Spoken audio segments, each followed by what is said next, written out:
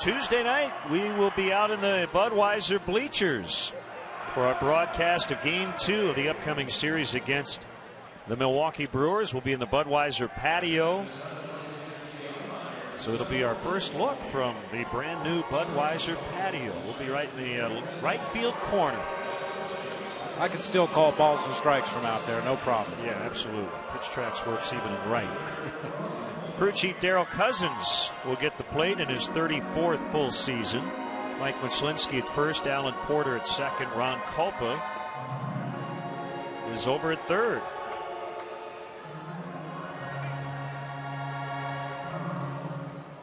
The temperatures dropped quite a bit. We were in the 90s yesterday, but down to 74. Yeah, keep your fingers crossed. I have a feeling we're going to play through some light rain at the very least, as we are starting over 2 hours late. Now, needless to say, we've had a close eye on the weather radar all morning and into the afternoon here, and we could get lucky, as you said. Hopefully just some light showers. It seems like the worst of the storms are moving a little north of the city, so hopefully that'll be the case. Hey, we want to let our AT&T U-verse viewers in Chicago and around the country on WGN America know that during every Cubs home game this season, if you go to channel 780 or high def channel 1780, you can see a special multi-view presentation that shows you all of our different live camera angles right here at Wrigley Field.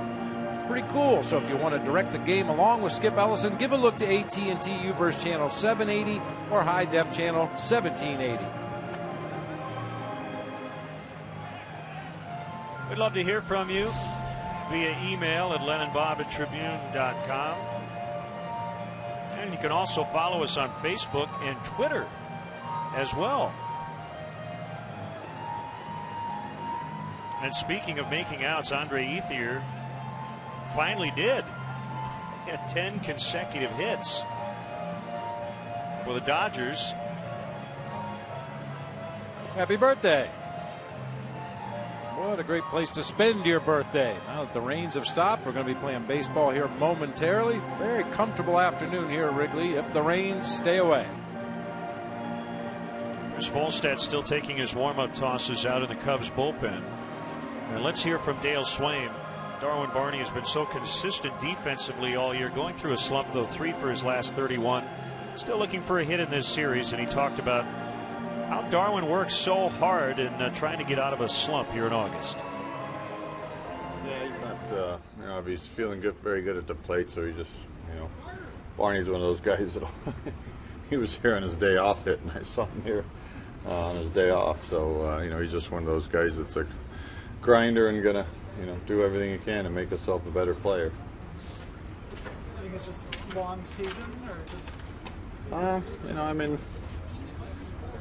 sometimes you want to use a lot of things as excuses for slumps, but the bottom line is they happen, and also the last 2 or 3 days he's lined out about 4 times too to the center fielder and hit the ball hard too. So you can look too far into some things and get a little confused of slumps and pitch selection and when to be aggressive and when not to be too. So sometimes it's not just mechanical. So the 20 in a row stretch, do you look to get him a day, or is he all right? Oh no, he'll get some days. No, he's gonna get some days, especially with getting Vitters in there quite a bit and getting Valbuena some playing time at second base as well. So yeah, he'll get some days off. Could he be a 300 hitter?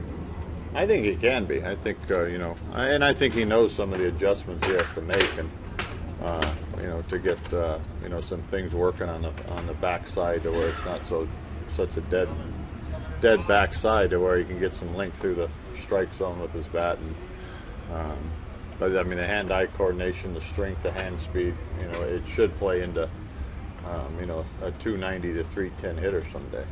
You've had a small look at these young lefties, Russ and Rayleigh. They look like they have some poise on the mound. What do you see, when you look at them and then think of next spring?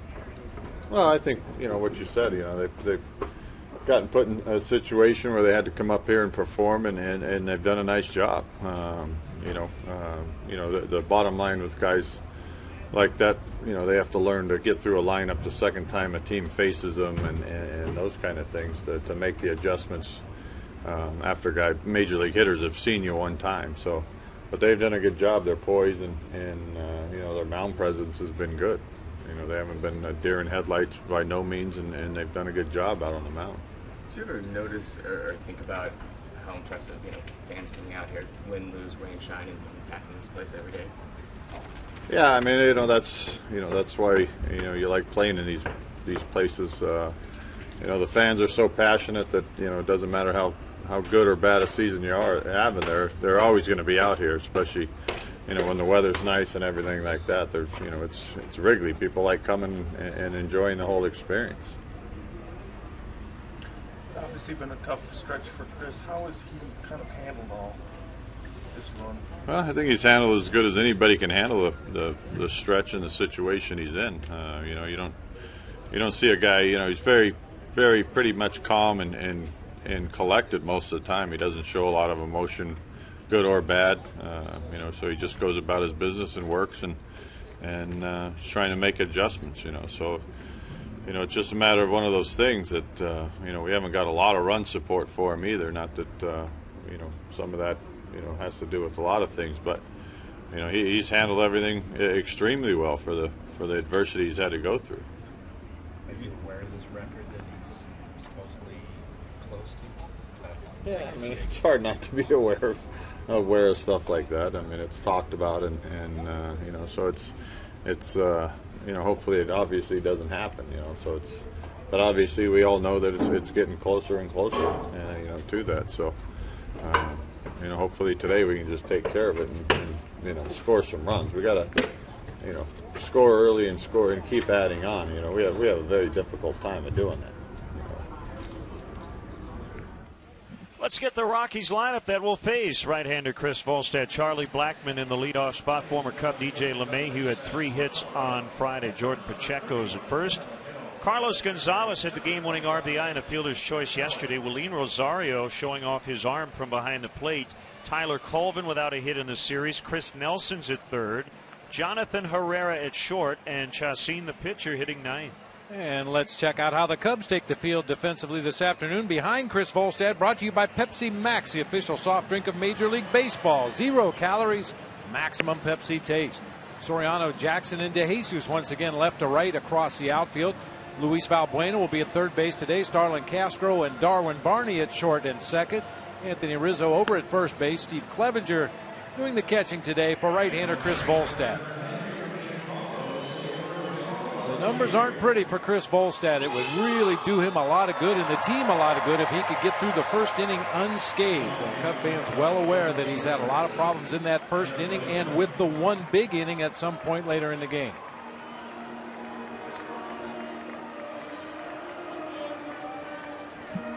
Two and 3 lifetime against the Rockies in 5 games and 4 starts, but he hasn't faced them since 2010 as a member of the then Florida Marlins. And we are set for baseball. Already? Yeah, well, we've needed the rain this summer. Seems like every time it has rained, the Cubs have been in town. Well, this weekend, both the White Sox and Cubs on homestands. The White Sox just underway. They're in the 2nd inning against the Mariners over on the south side. 1 ball, 1 strike. And Charlie Blackmon, the right fielder.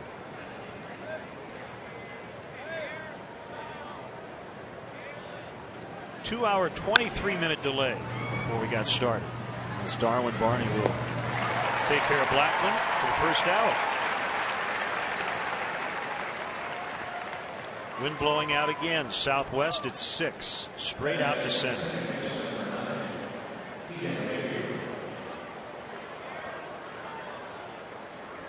You look at the field from up here in the press box, and the grounds crew worked very hard to get this field ready for play, but a lot of that diamond dry you can see around the positions where the defenders will stand. You hope that doesn't affect play in any way, shape, or form, especially for the Cubs second baseman. Not sure the Rockies wanted to play today, Bob. Over the last 2 years, they are 10 and 35 on Sunday. And that's almost always getaway day. So it has not been a happy flight for the Rockies on many of these Sundays over the last 2 years. 1-2 on LeMahieu. 3 hits Friday, 0 for 4 with a walk and a run on Saturday.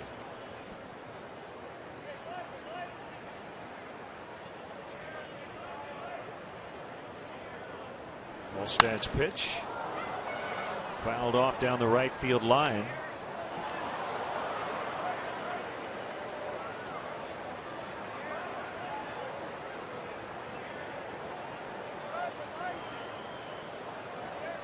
It's been a very typical line for Chris this year, about 6 innings, 3 or 4 runs. Clevenger will have plenty of room to make the catch behind home plate.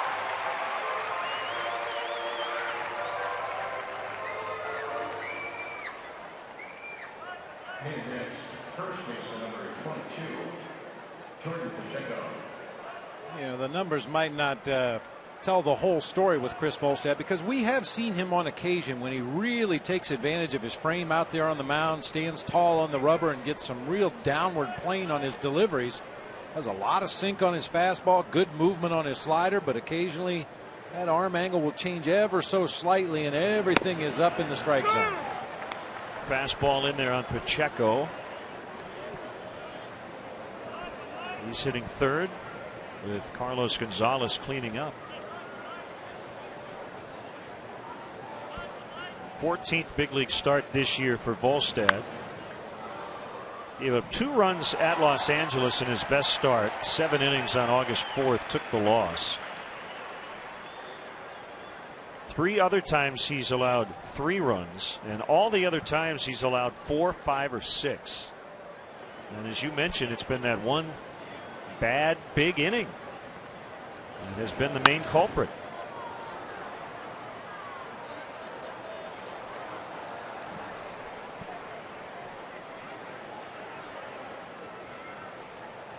And then we just came off a series against Cincinnati Reds where we saw a couple of Rookie of the Year candidates in Todd Frazier and Paul Cozart, and the Rockies will probably be trumpeting Jordan Pacheco to get some Rookie of the Year votes. He's having himself a real nice offensive season, among rookie leaders in all offensive categories. The one thing he lacks is the long ball, which is kind of surprising for a guy playing in Colorado, but solid numbers across the board otherwise. Willeen Rosario will get some consideration, his teammate as well. A lot of good looking rookies. Yeah, 20 home runs from behind the plate, and has shown off a cannon for an arm. Yeah, one of the better throwing arms we've seen in baseball this year.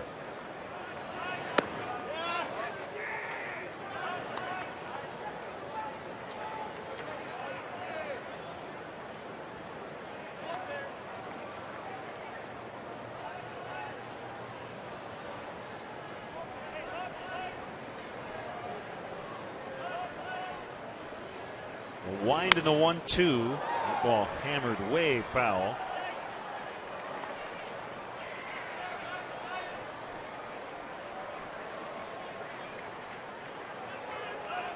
It has started to lightly rain again. It could possibly rain the entire game. We just hope it's a drizzle, and we can certainly play through that.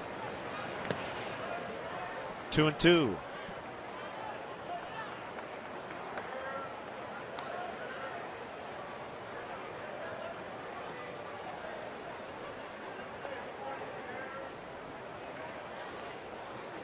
Got some rain in Texas.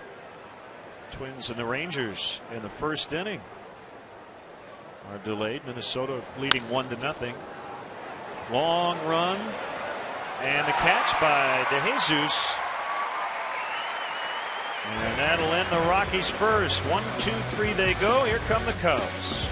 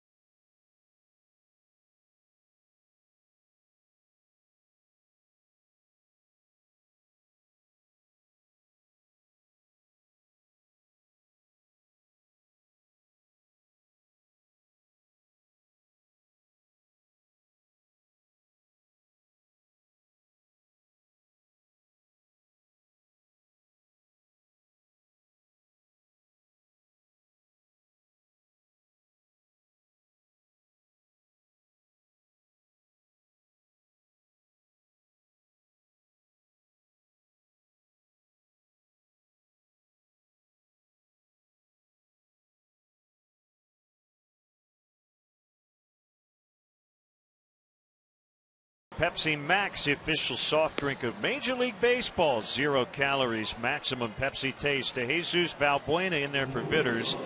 Rizzo, Soriano, Castro, and Clevenger in the middle. Jackson with a couple of homers in this series. We mentioned the struggles of Darwin Barney with Chris Volstad batting ninth. Quick look at the Rockies defensively here this afternoon. Carlos Gonzalez, Tyler Colvin, and Charlie Blackmon left to right across the outfield. It'll be Chris Nelson, Jonathan Herrera, DJ LeMahieu, and Jordan Pacheco third to first across the infield. Glenn mentioned Willeen Rosario behind the plate, a possible Rookie of the Year candidate. He'll be receiving pitches from right-hander Jhoulys Chacín. Only his second start since the 1st of May. He's on the disabled list with some shoulder inflammation. His first start back against the Mets, a real good one. 6 innings, 4 hits, 1 run. A fastball, slider, changeup, curveball mix. His changeup is a really good one. Now the first pitch strike on De Jesus. Chacín's only 24, 6'3", 225 pounds. And in that start against the Mets, he was able to throw his off-speed pitches, both his changeup and his slider, and an occasional curveball, for strikes a lot more often than he did his fastball. He uses his fastball to set up his off-speed pitches very well.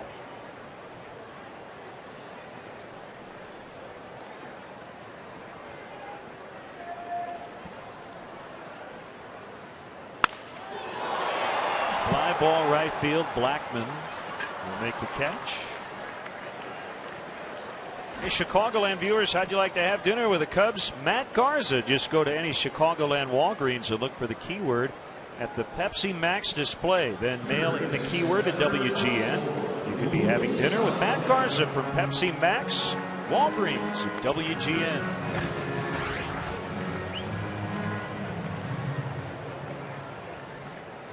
Louis Louis on the Lowry organ as Luis Valbuena digs in. If you do happen to win dinner with Matt Garza, I'd be careful what you order for dessert. Probably be wise to avoid anything with whipped cream on it. Valbuena came off the bench on Friday, hit a pinch hit double, and then scored the game-winning run.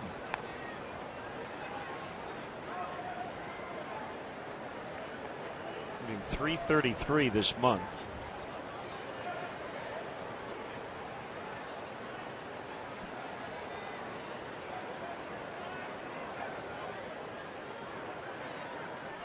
Talking all weekend about the 75 pitch limit for the Rockies starters currently. Jim Tracy has kind of opened the door a little bit for a couple of his starters to maybe get stretched out a bit. Blackmon will make this play as well. Chacín and Jeff Francis, a couple of candidates. But I would imagine after that long layoff, and in fact he went exactly 73 pitches in his first start off the DL, so right around 75. I would imagine it'll be around that again today.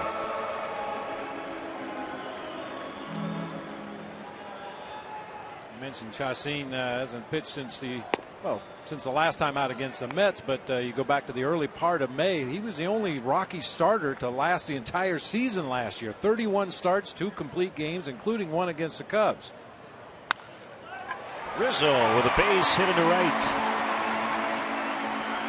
First base runner for either team. And we say it every time we've had somewhat of a rain delay here at Wrigley Field. The infield appears to be in pretty good shape. The mound, the batter's box, same thing. However, the outfield grass is very wet. Any ball hit like this one off the bat of Anthony Rizzo that gets through the infield and rolls in that outfield grass for any amount of time is going to be wet when the outfielders pick it up.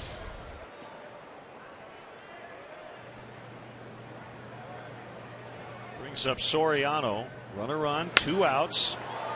And a busy inning for Charlie Blackmon. He was involved in all 4 plays.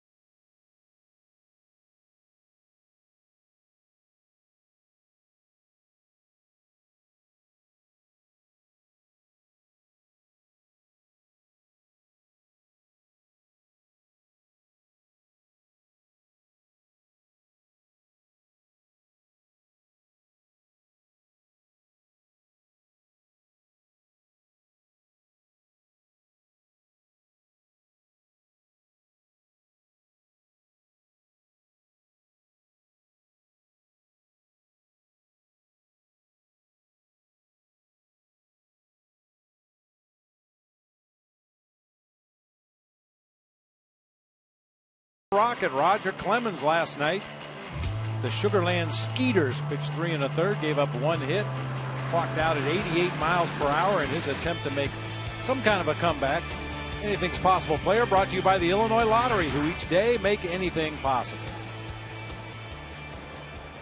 One of his strikeouts was against former Cub Joey Gathright of the Bridgeport Bluefish. A strike on Carlos Gonzalez. Inside. 0-0. We're in the second.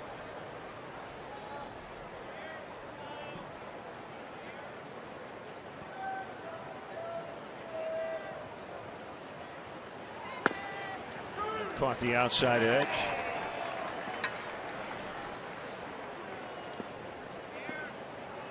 Evan Floyd had to leave the game down on the south side with right elbow discomfort. Called strike 3.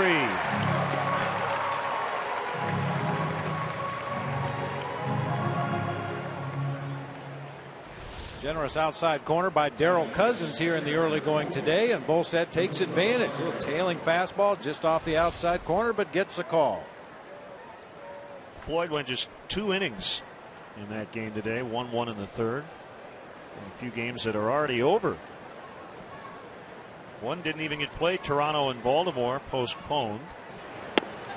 As Rosario looks at a strike.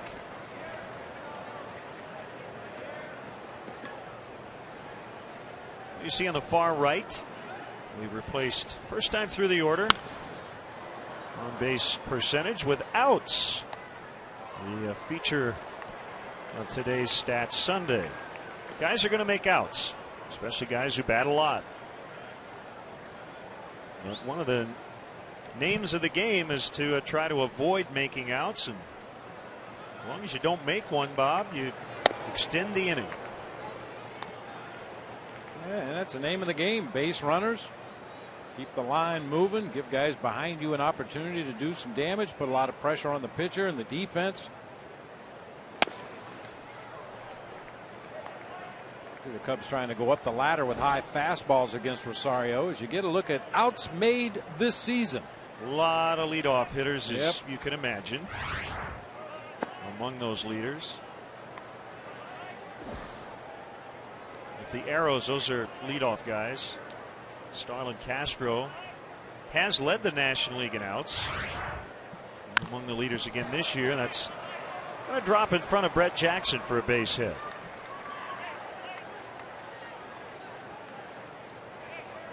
Well, the name of the game is to score runs. And it's hard to do that when you're making outs, and we often talk about productive outs, and there are times when you'll take an out to help move a runner up, a sac fly, a sac bunt to get a guy in. You see Castro last year with 500 outs. Well, again, a lot of guys at the top of the order. Ichiro, Derek Jeter, Juan Pierre, Jimmy Rollins. It is a game of failure. Tyler Colvin lines to Barney, and they are going to turn it. There you go. 2 outs on 1 swing. Even though Colvin hit it hard, he lines into a 4-3 double play.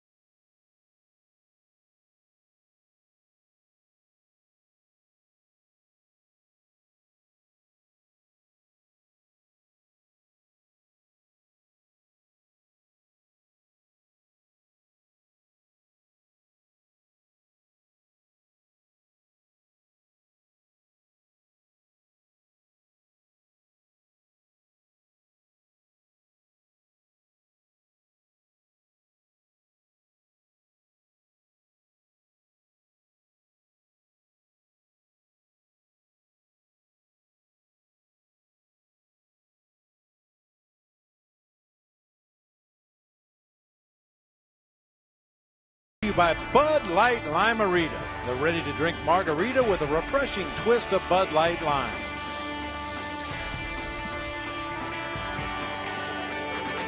Going to the bottom of the second after a long, almost 2.5-hour rain delay prior to the first pitch. Rockies and Cubs are scoreless, and it'll be Castro, Clevenger, and Jackson against Chacin.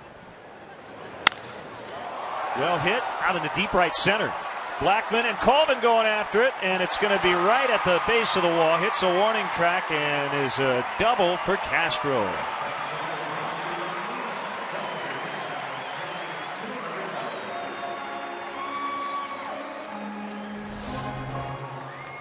Starlin Castro ambushing Chacin on that first pitch. A fastball inner part of the plate and up a little bit.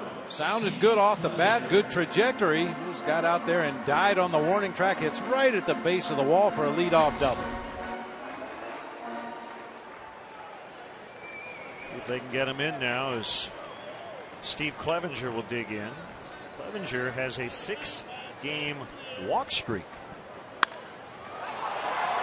Colvin drifting back. Castro ready to tag. On the track, Colvin has it. And Castro at third now with 1 out. So that would be considered a productive out. Come watch the Cubs as they battle the Brewers tomorrow night at Wrigley Field. Game time 7:05. And be sure to arrive early. The first 10,000 fans get a Cubs runner's cap. Compliments of Athletico Physical Therapy. For more information and to purchase tickets, visit Cubs.com.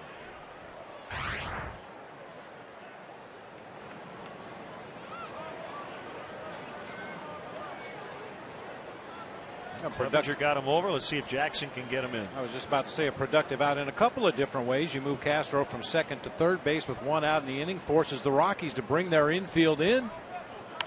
It's a good thing for Brett Jackson.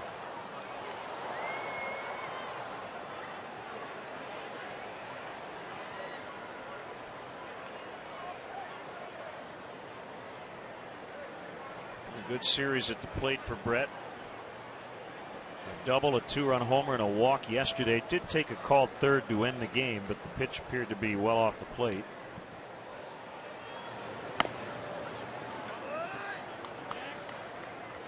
First Wrigley home run came Friday.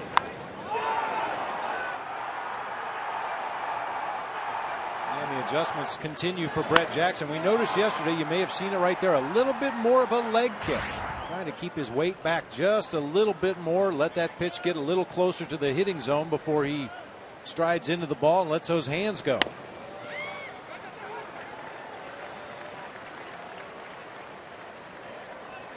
His manager not too thrilled with a base running maneuver, and he would have been safe by a mile at third on a double steal attempt in the 7th inning yesterday. The trail man Joe Mather, however, was thrown out. They were not given the steal sign. 3-1.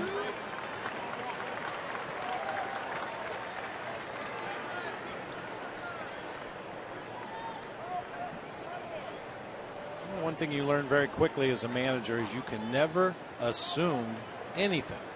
You can never assume that your players know what you want them to do in a given situation. Jackson chases a breaking ball down and in. As elementary as it may seem, as fundamental to the game as it may seem, sometimes these guys have to be reminded of what they should do in a certain situation. And I'm sure there was some reminding going on after the ball game yesterday. Well, I know they were certainly told that Rosario's got a big arm behind the plate. Ball 4.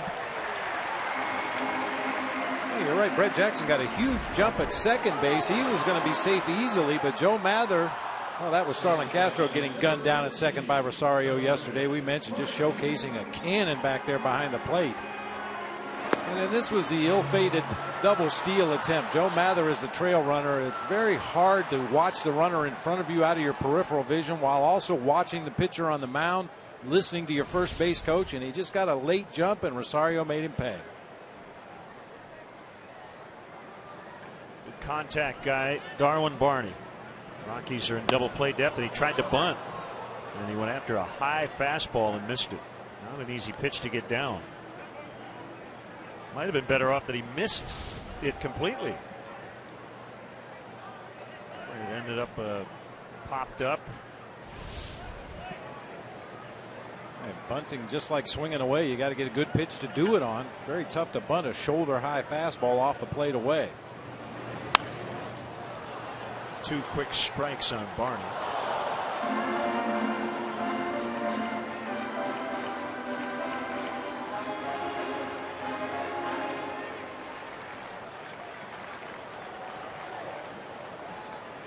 Threatening skies all around, but we're dry at the moment.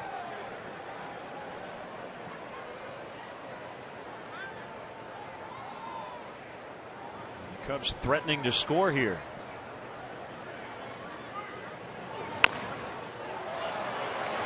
That'll do it. As Barney will easily beat the relay throw. So fielder's choice RBI. Castro in. It's 1-0.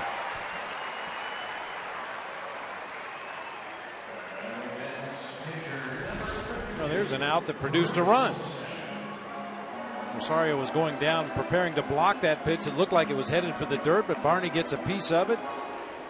Rockies try to turn 2, but not enough time as Jackson goes in hard at second base on former buddy DJ LeMahieu. I'm sure they're still buddies, but not on that particular play. So Volstad at the plate. Runner at first, 2 outs. 1-0 Cubs.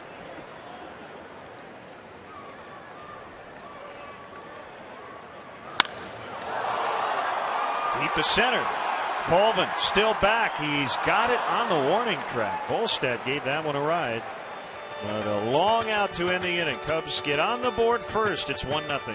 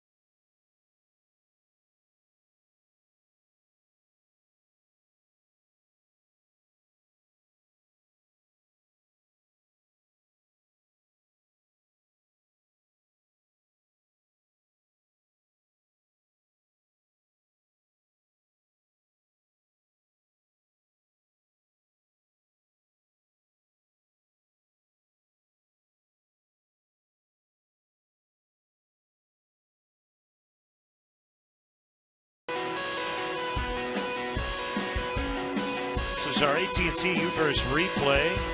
It started out all right this morning, but then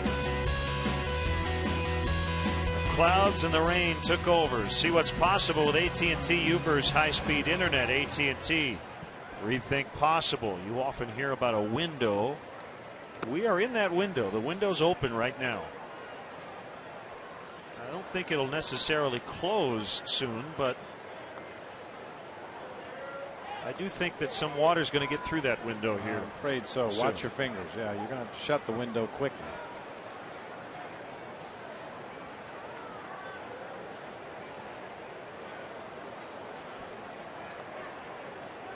Nelson, Herrera, and Chacin for the Rockies against Chris Volstad. And the first pitch strike on Nelson.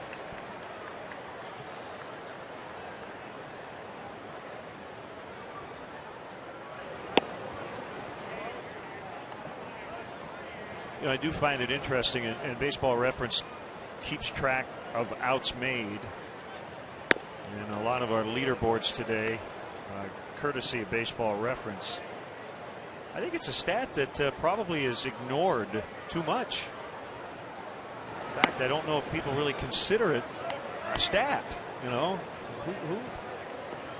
who makes the most outs? Who makes the fewest outs? And I think per plate appearance is a key part of this, because when you just look at Chris Nelson's made 168 outs, you don't know if that's a lot or a few. How does it compare to the rest of the league? And that's why I like the Fangraphs study, and it's not a big surprise that the best seasons on that list since 1950 belong to Barry Bonds. As DeJesus comes over and makes a catch. With all those walks Bonds took, he just got on base a ton. And even when he wasn't hitting home runs, even when teams were putting him on base and going to the next guy, he was helping his team by simply not making an out.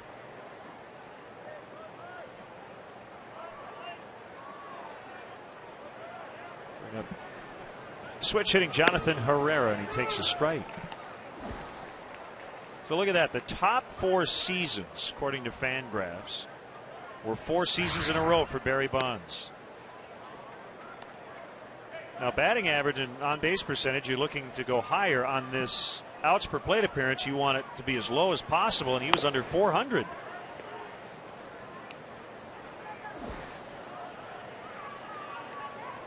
Ted Williams, Mickey Mantle, Mark McGwire on that list. And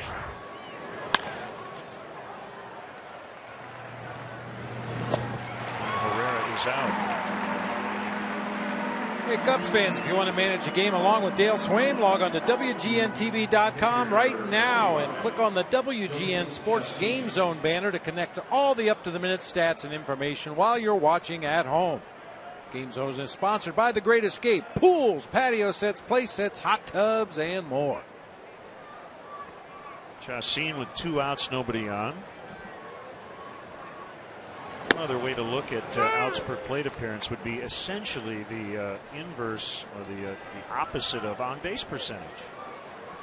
Now you add in double play balls. Tyler Colvin, for instance, has had 1 plate appearance today. He's made 2 outs.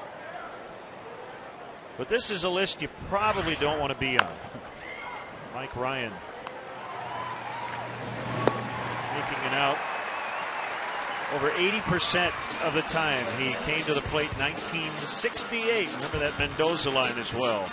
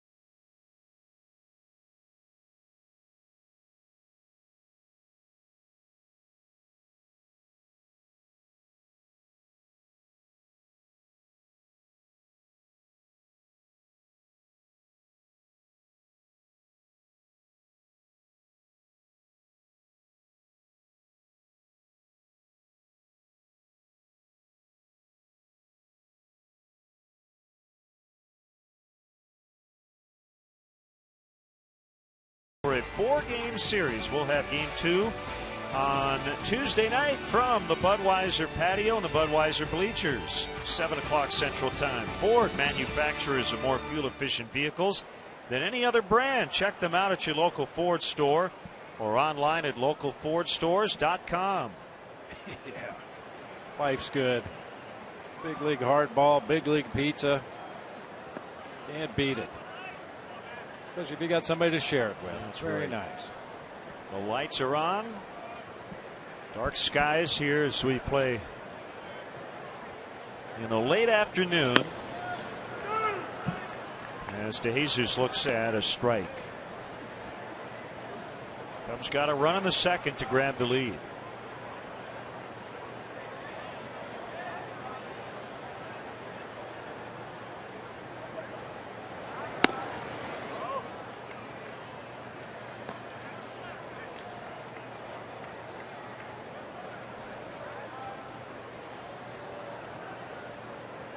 Tweet from a guy named Mike, and wanted us to give a shout out to his wife and her friends. Kelly, Julie, Christy, and Joanne are here at the ballpark, and they waited out the rain. You can email us or Facebook or tweet us. I could make Facebook a verb, can I? Sure. Pop down the left field line, and Gonzalez will get over there to retire DeJesus. We also got an email from Sharon in Fargo, North Dakota, asking about our breakfast place in Denver. It's called Snooze. It's just a couple of blocks from Coors Field, so if you're coming to catch a Cubs game while we're in town, highly recommend the root beer French toast. Oh, man. Root beer French toast. Yeah. I like it. The pineapple upside down pancakes aren't bad either.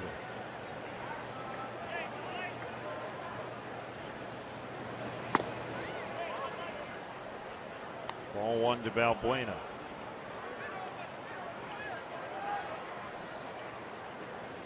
Cubs are 9-2 against National League West opponents at home, 0-13 on the road. Swing and a miss.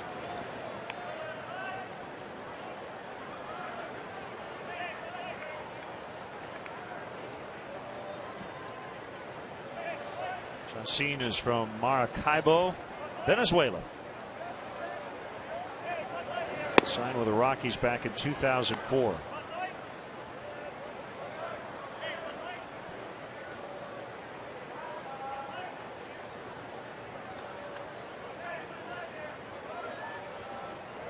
Buenas from Zulia, Venezuela. 3-1.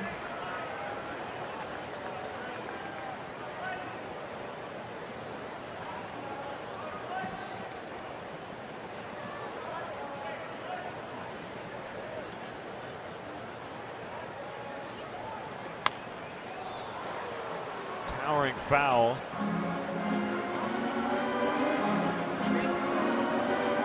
And a full count, 3-2.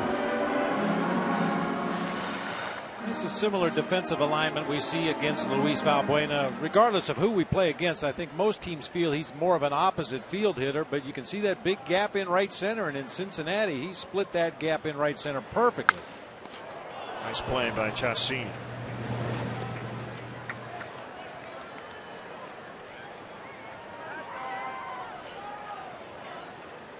Once again, I talk a lot about advanced scouts, but you look at the spread charts for a guy like Luis Valbuena, and I'm sure over the course of his career he's probably hit more balls to left center than right center. But as an advanced scout, you watch him in his most recent series leading up to your series, and if he's turning on the ball and pulling more pitches, you may have to adjust your defense accordingly. So a guy like Anthony Rizzo, he baffles the advanced scouts because he's liable to hit the ball right down the left field line, right down the right field line, hit it with power all over the ballpark. No easy way to defend against Anthony Rizzo, even though the Rockies have a little bit of a pull shift on in the infield. Rizzo's 2 for 2.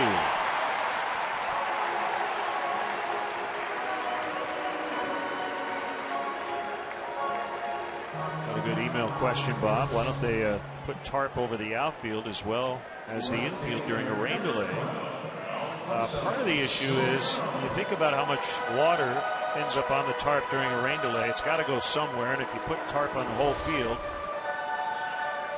I think you could quadruple the size of the Cubs grounds crew, and they probably couldn't remove it.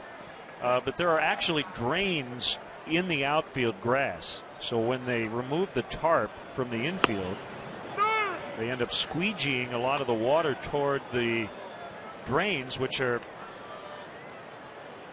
in shallow left and out into center behind the shortstop position. And the key is the dirt. You can play on wet grass, but when the dirt gets too wet, it becomes mud and it becomes unplayable. And that's why the key part of the field during a rain delay is to keep that infield dry. Not only does the footing get treacherous when the dirt does turn to mud, but then it clumps in your shoes and your cleats become non-effective. You got so much dirt packed in between your cleats that when you step on the ground, it's like wearing a flat bottom shoe. Good question, though, Allen. Couldn't get the high heat. Soriano strikes out, and that'll end the inning. Chacin with his first punch out. It's 1-0 Cubs after 3.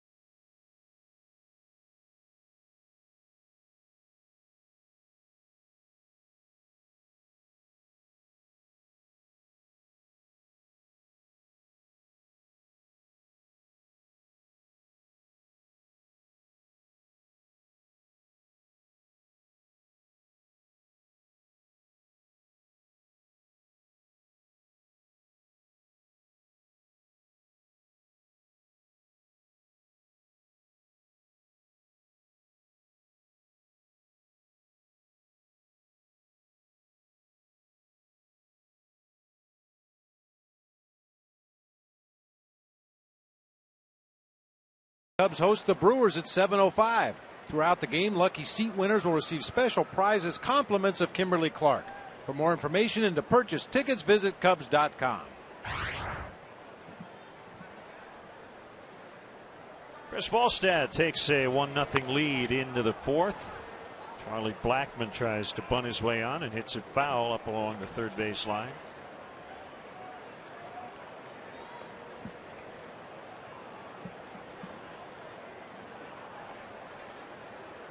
Among the finals today, big win for the Cardinals in Cincinnati, 8-2. Adam Wainwright's now won 5 consecutive starts. 4 hits, 4 knocked in for Matt Holliday. Cardinals are now within 6 of first place. Wainwright, with his 13th win, is 6-0 with a 180 over his last 7 starts. And remember the big comeback for the Cardinals last year when they grabbed the wild card away from the Braves on the final day of the season. Interesting situation in that Reds-Cardinals game. Mike Matheny, the Cardinals manager, came out to make a double switch, a pitching change, and took his catcher out of the game. And stayed out on the field and warmed up the reliever when he came in. Never seen that before. Blackman bounces to Barney, who gets him at first. Stay tuned for the 7th inning stretch, brought to you by Captain Morgan. Raise your glass, always in moderation, to life, love, and loot. Legendary comedian and Chicago native Tom Dreesen will conduct the stretch today. Funny man.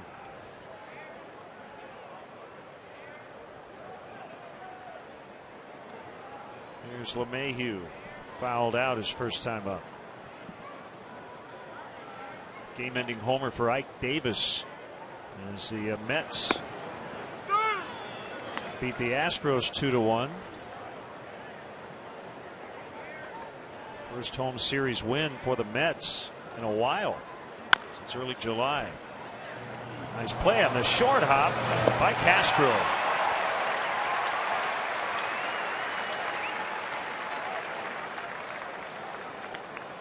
A little laugh from Starlin Castro, but he played that just right. Charged that high hopper, tried to smother it on the ground on the short hop.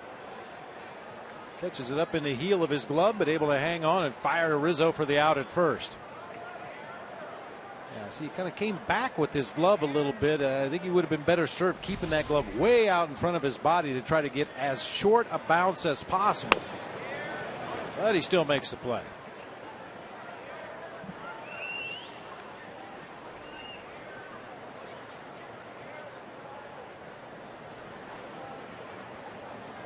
Stats 1-0.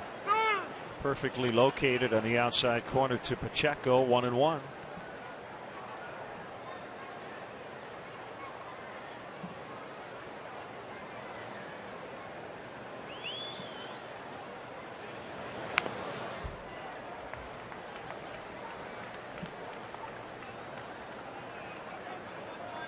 Phillies just swept the first place Nationals.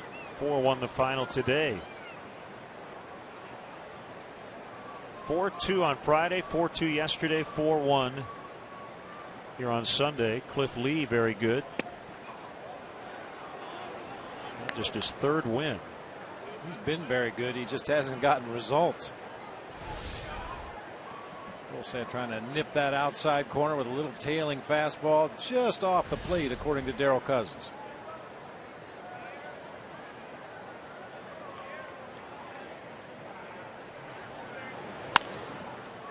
Floated into right, foul.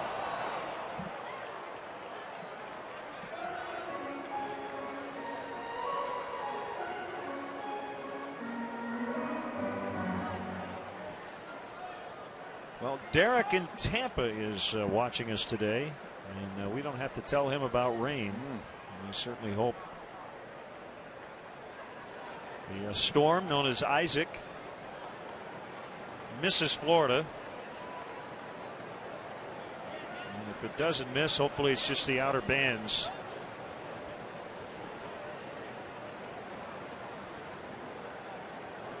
We've been talking about Daytona in the Florida State League.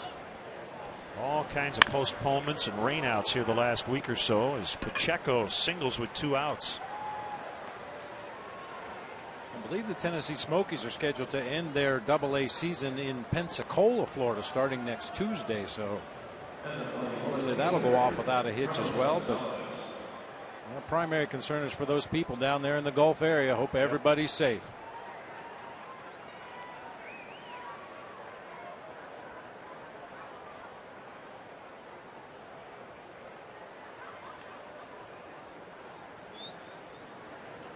Looks like it's pretty wet in Florida right now, in fact.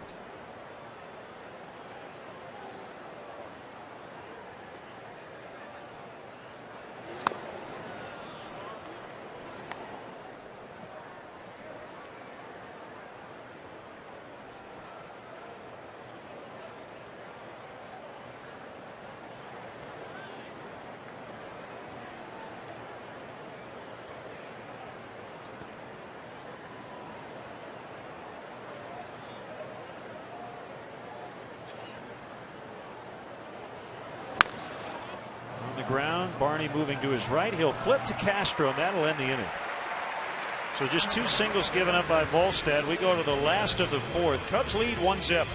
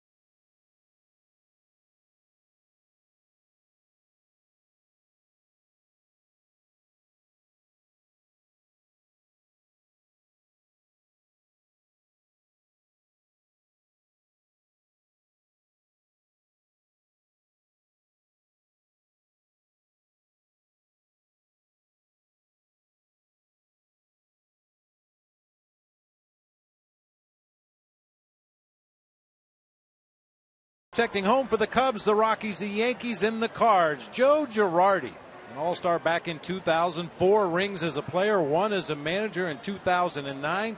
He was the opening day starter the first 3 years in the Rockies' existence. He was opening day starter 4 times for the Cubs. Xfinity Home offers state-of-the-art features that help you stay connected to your home and family anytime and anywhere. 1-0 Cubs. Run was scored by Starlin Castro after he hit a leadoff double in the 2nd, moved to 3rd on a warning track flyout by Steve Clevenger, and then scored on a fielder's choice off the bat of Darwin Barney. We've been talking about outs today. Cubs with 2 productive ones to get the lead, and always important on a rainy day like this to get an early lead.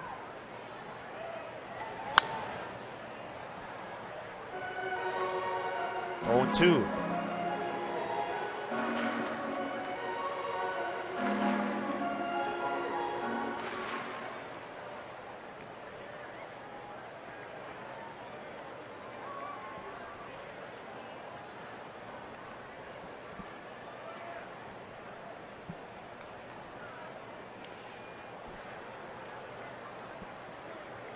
We got through the 5-hole of Rosario, but Castro didn't swing at it.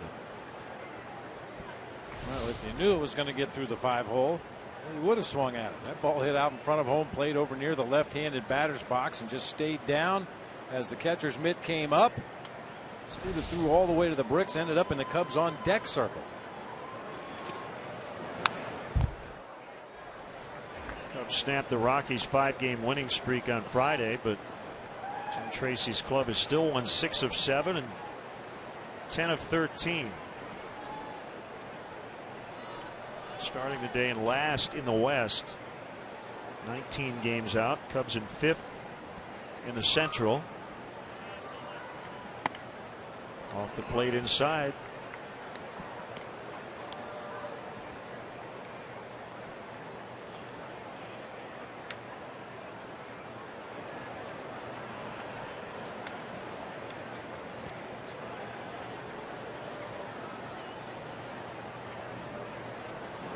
The 2-2, a swing and a miss on a good slider. Let's step aside and see what's coming up on WGN.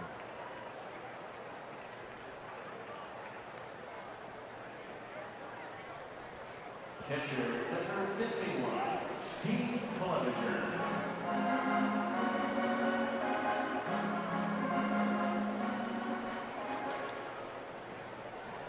Here's Clevenger 0 for 1.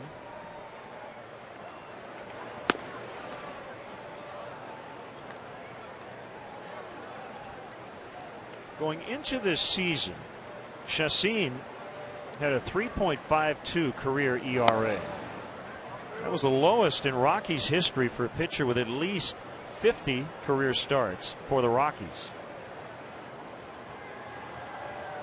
And only Aaron Cook had a better ground ball to fly ball ratio.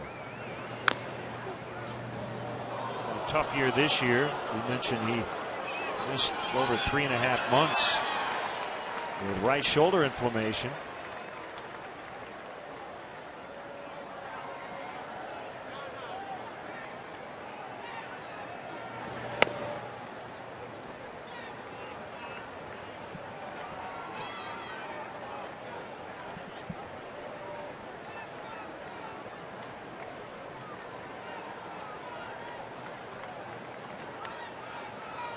And it's 3-1 to Clevenger.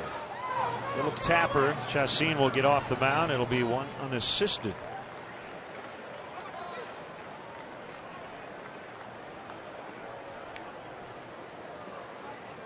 Center fielder number 7, Ray Jackson.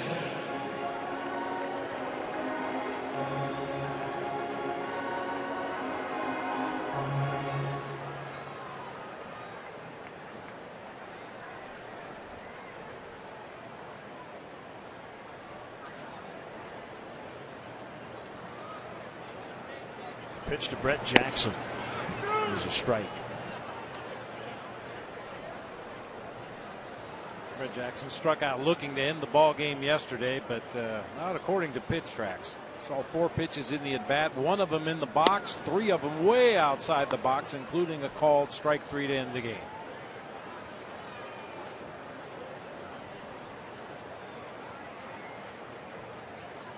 Culpa was yesterday's home plate umpire. On the ground into right.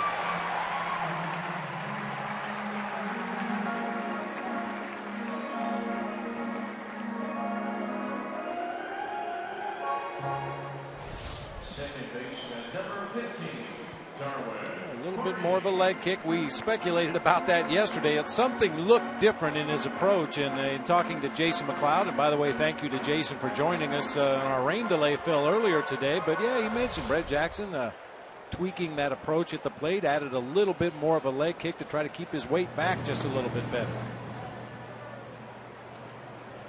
And sometimes for a guy who's always been a good hitter, always been a good player, all it takes is to get busy, get on base a few times, hit the ball hard a couple of times, maybe take a base on balls like he did in his first at bat in this game, and suddenly you're back in the flow of things.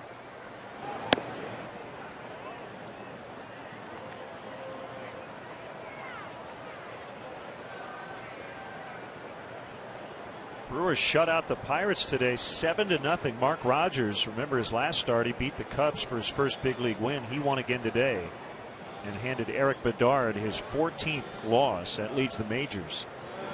And the Pirates have now lost 5 of their last 6. They're 2 games behind the Cardinals for the final wild card spot in the National League. The Brewers went into that series 1-14 in their last 15 road games, but they win games 1 and 3.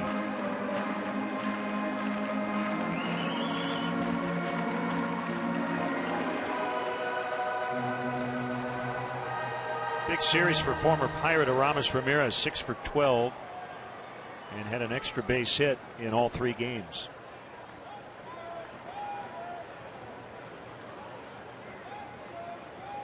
And they're going to play the Cardinals starting tomorrow.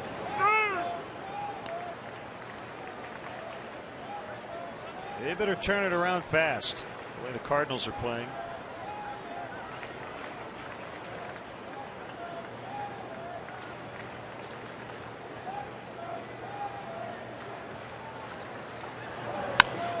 On the ground, back to LeMahieu. He will flip to Herrera to end the inning. We go to the 5th. Cubs 1, Rockies nothing.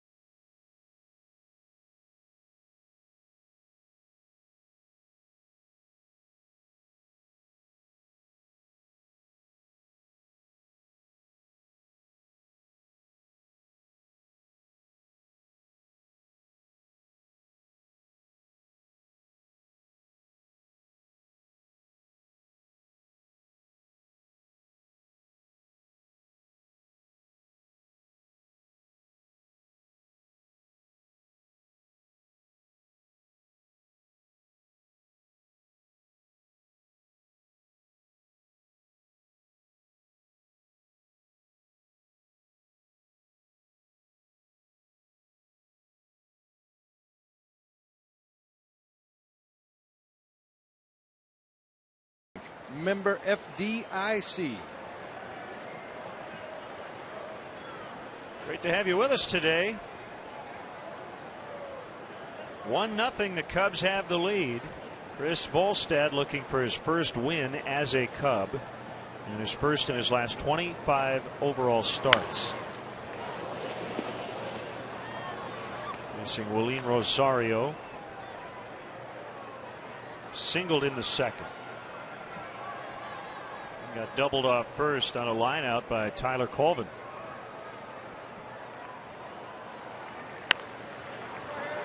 High pop up. It's Valbuena to take it.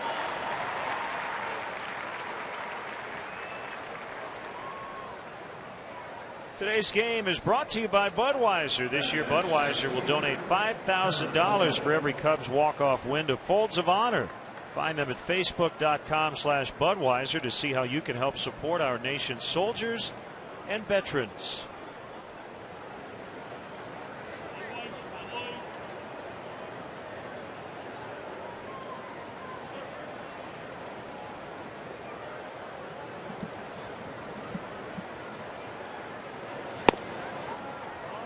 Off the corner on Colvin. He's been in center field all weekend with P.J. LeMahieu at second. Two guys sent from the Cubs to the Rockies, and the deal that brought Ian Stewart and Casey Weathers to the Cubs.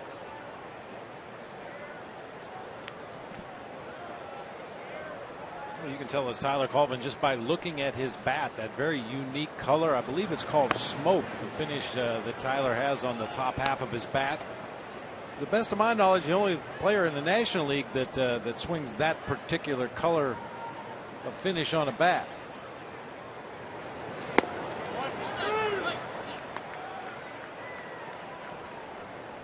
Three and one.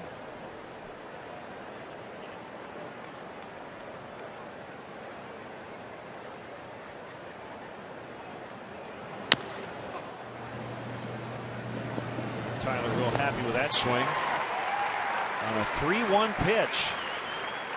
Slow ground ball to Barney. 2 outs. Well, as a pitcher, you love getting outs on 3-1 offerings like this. Yeah. And hitters call this smothering a ball. That pitch down and away off the plate, just reached out, hit the top part of the baseball. A little harmless grounder to the right side. Not an easy play for Barney, as he had to reach down at the last instant. The shovel toss on to Rizzo in time.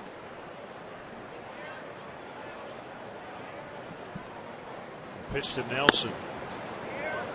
Away. I want to send out get well wishes to the mother of Kurt Bagme, one of our video engineers, Sharon. She's recovering in a hospital in Indiana, rooting on the Cubs today, and we hope you're feeling better, Sharon.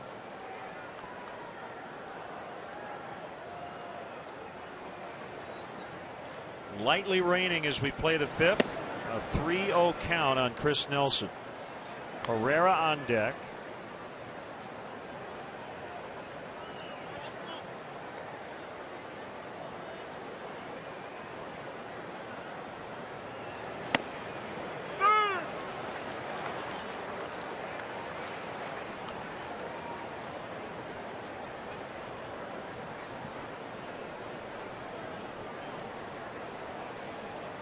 Volstad's 3-1 is fouled off.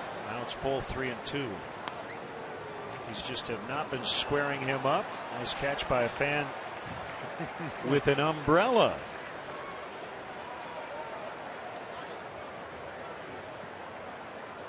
High fives all around.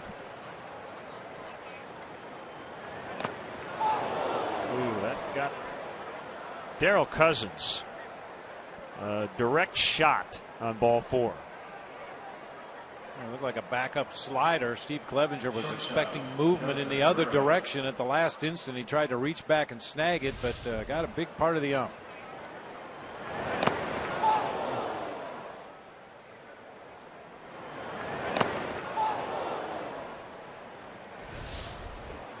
Fortunately, I do believe that's a padded area. Umpires wear the chest protector underneath the blue shirt, and Pretty sure that left shoulder area should be covered, but still quite a shock when you're not expecting it.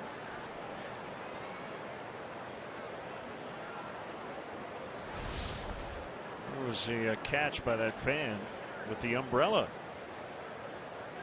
There you go. That's pretty good. Very resourceful. Yeah. I know some fielders that could use an umbrella.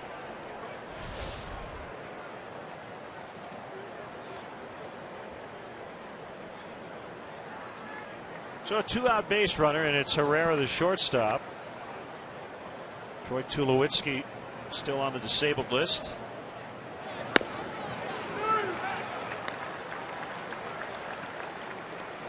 Rocky's really banged up. Tulowitzki coming back from groin surgery.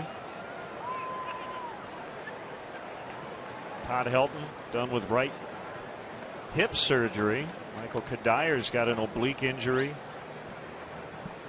Jason Giambi on the shelf. It's a long list.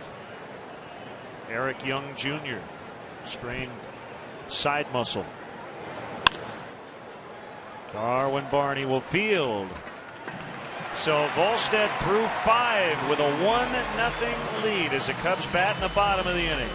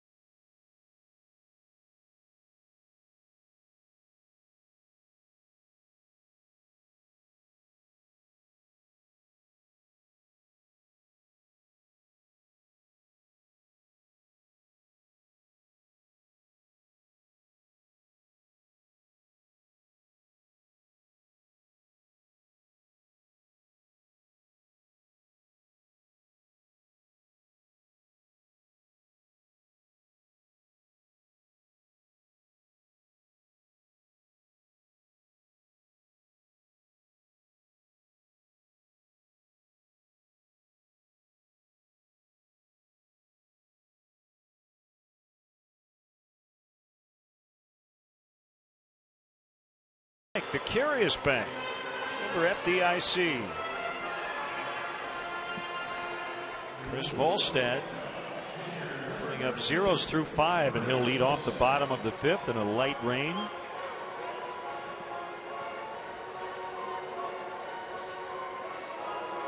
Chris Volstad with some loud contact in his first at bat in this ball game with 2 outs. And a runner on base in the second. He flied out to Tyler Colvin on the warning track and straightaway center field. Pitch number 56 from Chacin. Ball 1.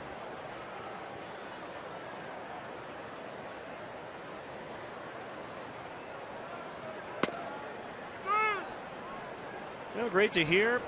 The best who ever lived is going to be back with the Dodgers in 2013.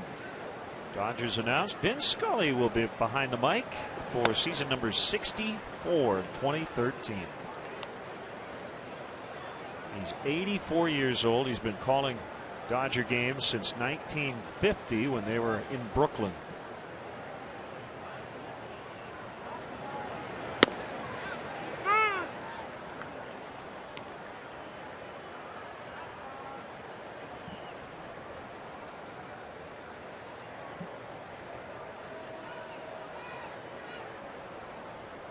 Two on the way. Base hit into left on a broken bat.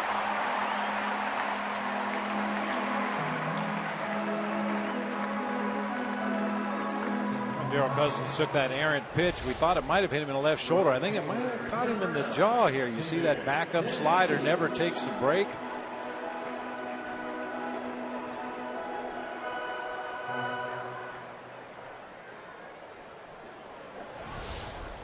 That's courtesy for the guys that wear the gear. Marlene Rosario, before he went back behind the plate, checking on Daryl Cousins, wanted to know where he got hit. Had him on the back, said, let's go back to work. There's to Jesus with Volstad at first, not being held on. Pacheco plays behind him. Ball one. He's flied out both times. Orioles have acquired left-handed starter Joe Saunders from Arizona. Matt Lindstrom, right-handed reliever, and a player to be named later will head to the Diamondbacks. Saunders was supposed to pitch today for the D-backs. Deep left center, and it'll be caught by Colvin. Volstad will have to race back to first.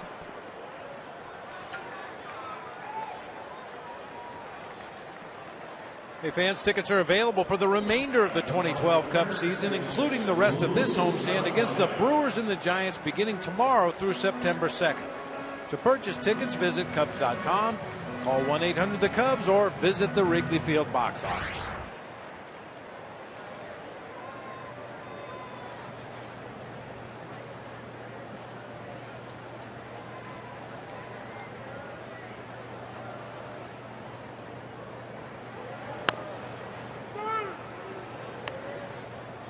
Fielder Delman Young homered on back-to-back pitches as Tigers beat the Angels 5-2. Max Scherzer got his 14th win.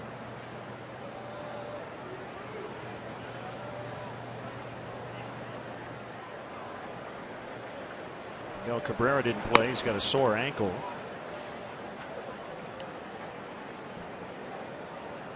Albert Pujols out again with a calf injury.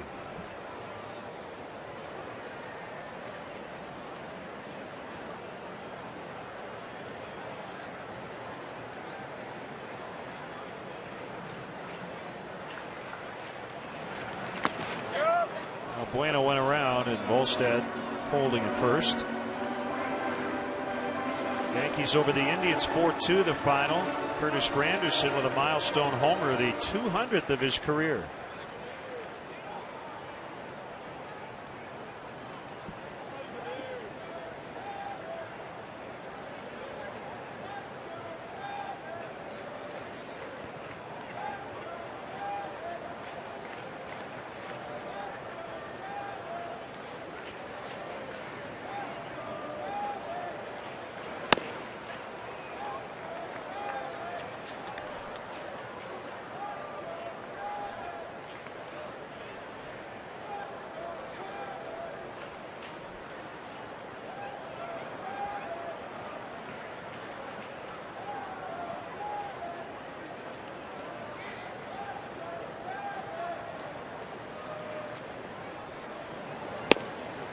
It's low, 3-2.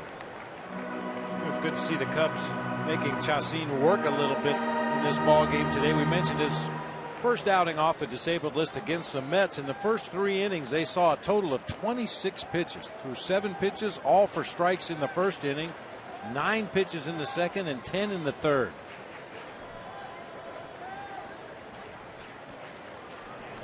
The 3-2 has popped up. Rosario with his back to home plate will make the catch on the dirt. 2 outs.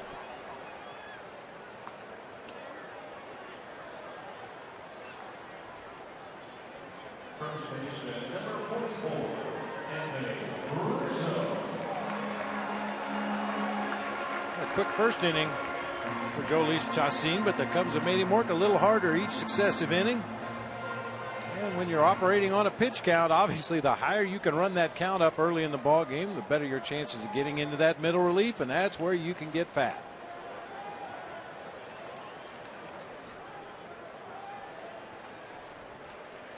Rosario will go out and talk it over. Rizzo 2 for 2 already.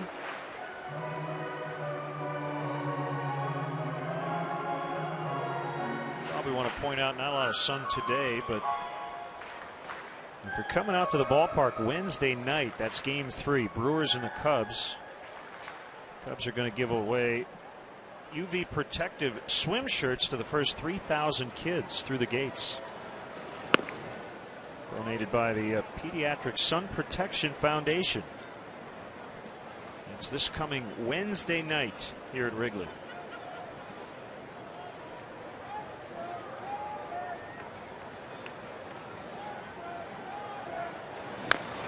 We're back with you on WGN Tuesday night from the Budweiser bleachers. We'll be in the Budweiser patio out in right field. Brewers and Cubs. Giovanni Gallardo against Travis Wood.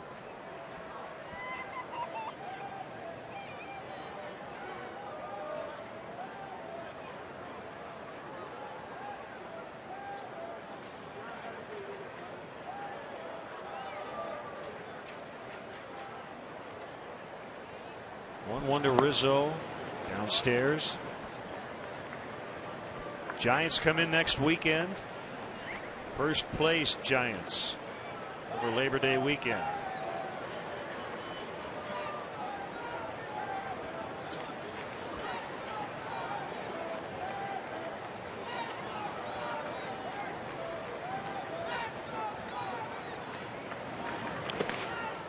A good block by Rosario. 3-1.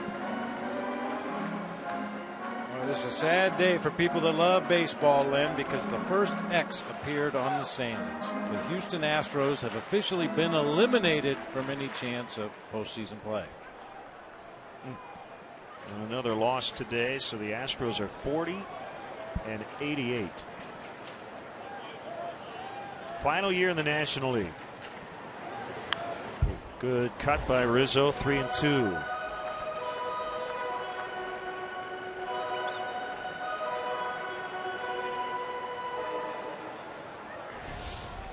Watch the fans behind home plate on this foul ball. Just in case there's a little hole in that backstop, but the grounds crew checks that backstop every day. Make sure all the knots are tight. There's no holes where a baseball could sneak through, but fans always react the same way on those foul tips straight back.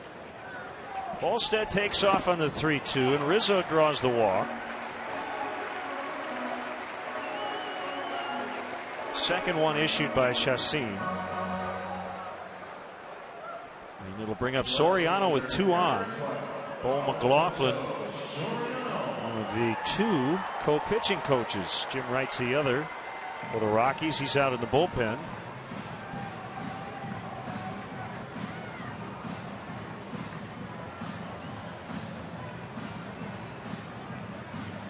It's been a laborious inning for Chacin. He's had to throw a lot of pitches. All started with a base hit by Chris Volstad, and then a couple of real good grinding at bats by David DeJesus and Luis Valbuena. Now a walk to Anthony Rizzo. McLaughlin probably just giving him a chance to catch his breath out there, regroup, go over the scouting report on Alfonso Soriano one more time, but more than anything else, just giving him a chance to catch his breath, refocus. Well, McLaughlin actually once coached in the Cubs system, and the former big league pitcher back in 1981, May 26th, got hit by a Harold Baines shot in the face. Suffered a broken left cheekbone, eye socket, jaw, and nose. Doctors thought he might not make it through the night. Just an awful incident, but he got through it. And here's Soriano, who takes a slider for a strike.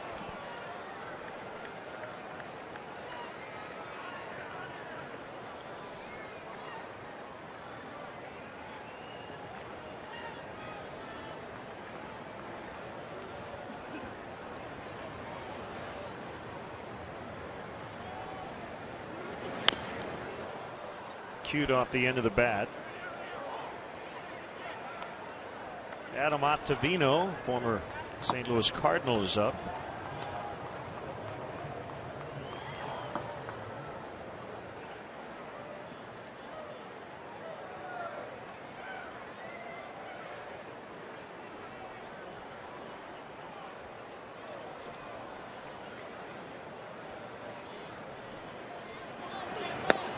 Got him on a slider to end the inning. Cubs strand 2, lead 1-0 after 5.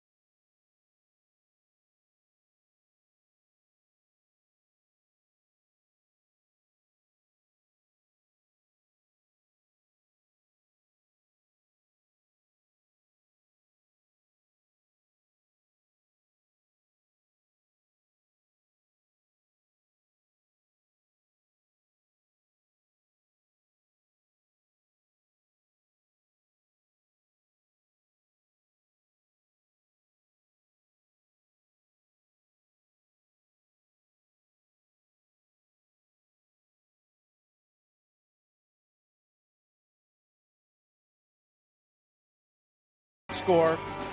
Chris Holst has done a nice job of separating the damage today. A 1-out single by Pacheco, a 2-out single by Rosario, a 2-out walk to Nelson. That's been the only base runners for the Rockies today. The 2013 3 Series with X Drive is here. Visit your local Chicagoland and Northwest Indiana BMW Center today to test drive one. Hey fans, next time you want to catch a Cubs game, head to StubHub, where you'll find the seats you want and the freedom to choose where you want to sit. StubHub is the official fan-to-fan ticket marketplace of the Chicago Cubs. For more information, visit Cubs.com/StubHub. Dexter Fowler, who's been day-to-day with a sprained ankle, is going to pinch hit for the second consecutive game.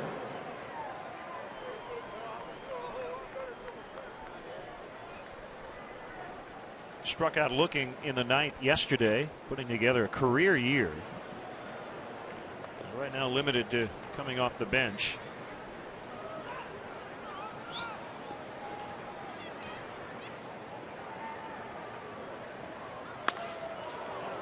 Fly to left, Soriano is there.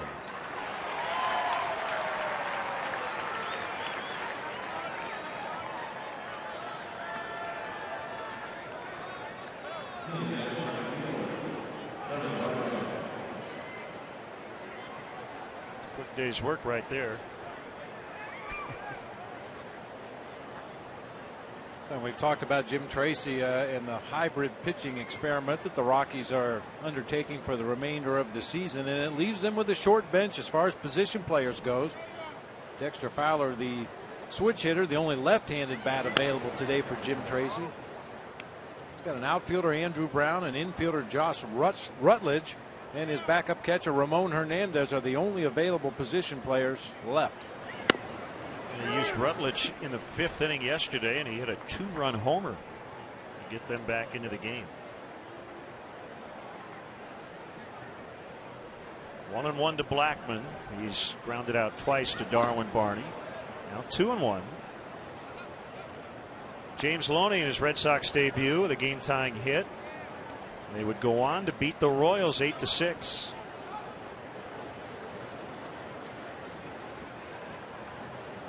It's the fourth win for the Red Sox over their last 12 tries.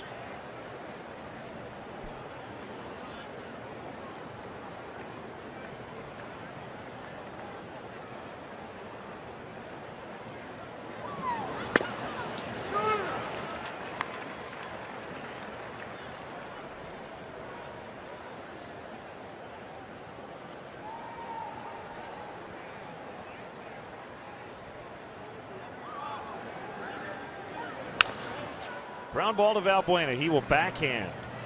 And 2 outs.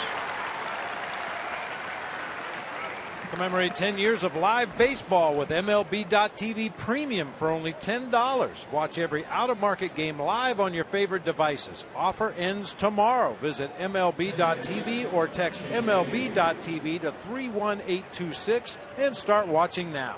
Blackout restrictions and message and data rates may apply.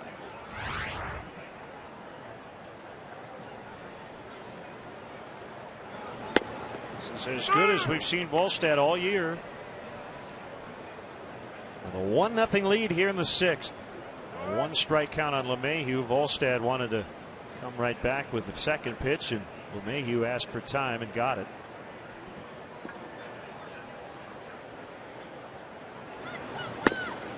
'77 pitches for Chacin as he gave up 1 run in his 5 innings.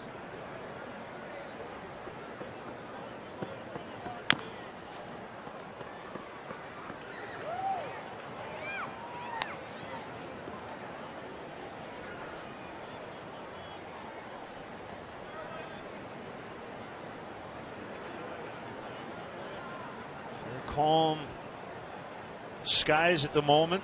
Flag's not doing a whole lot. We started with a southwest wind at 6 miles an hour. And really not blowing at all.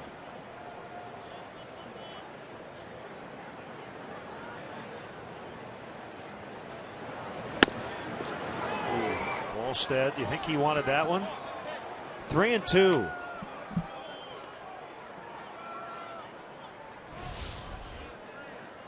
Occasionally a pitcher will hit his spot even if it's off the plate away, and you want to get the call from the home plate umpire just because you executed exactly the pitch you wanted to.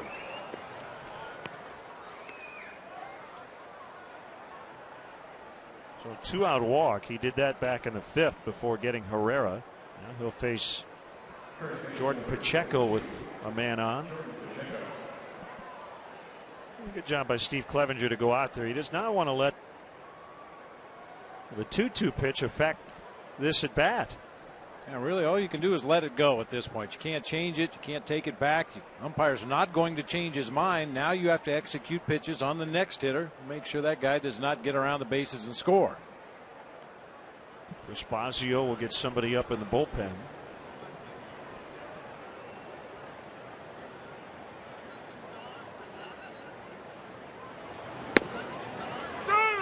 Well, the Little League World Series is over. In South Williamsport, Pennsylvania, Japan beat Tennessee 12-2.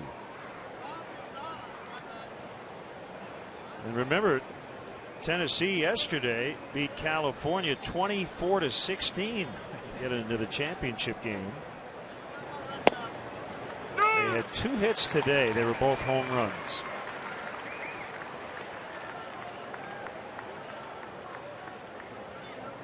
Well, congratulations to all the participants. I'm sure that was an experience they'll never forget, regardless of where they finished in the standings.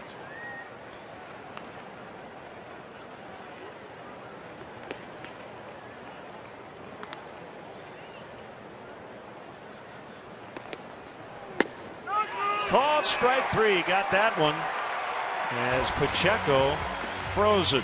1-0 Cubs in the 6th.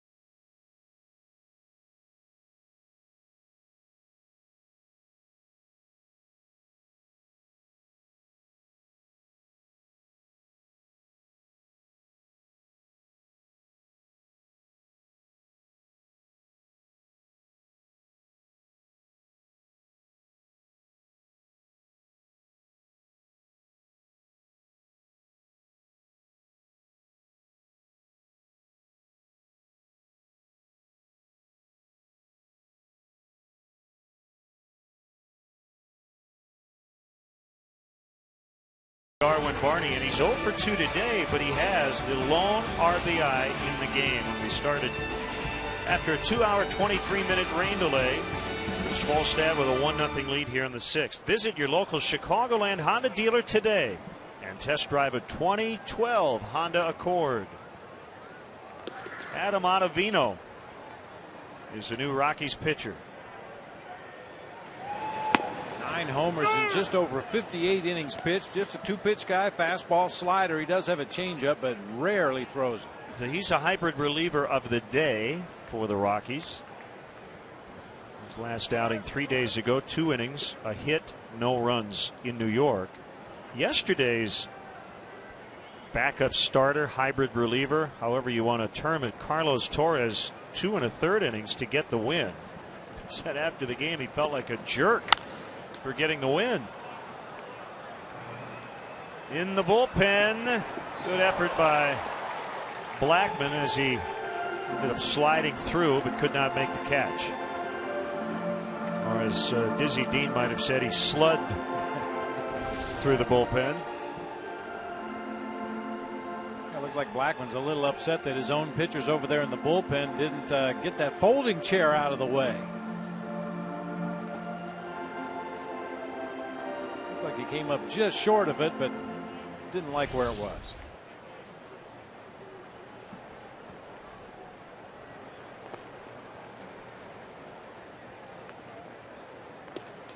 Two strikes to Castro. That wide open stance. They're going to go up with a fastball, and it missed. It's a little different setup for the Rockies bullpen.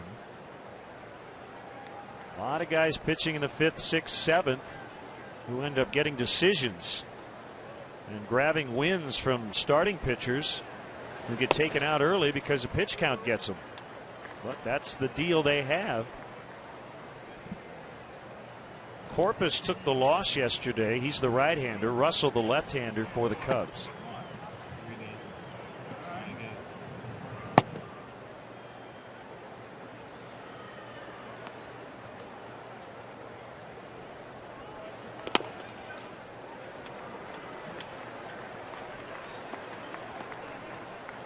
Let's take a look at our Nissan drive of the game.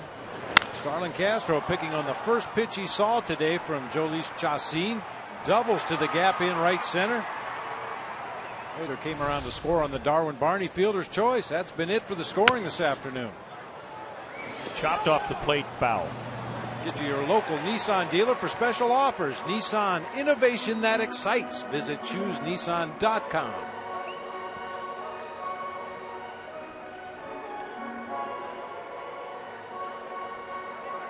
Double barrel action up in the Cubs bullpen. I don't know if Volstad will come back out for the 7th, but this is how good he's been today. He's allowed 4 base runners, but nobody has even reached second base.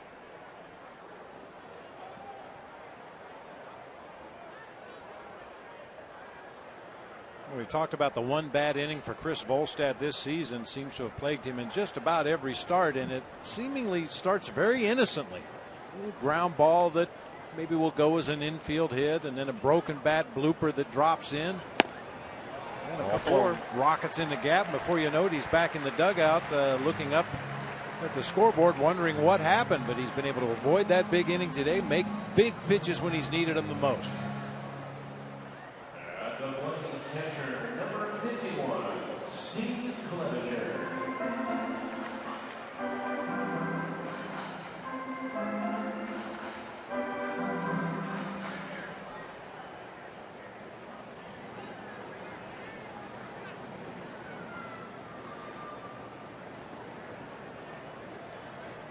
So it's Clevenger's 0 for 2. Got a piece of it for a foul strike.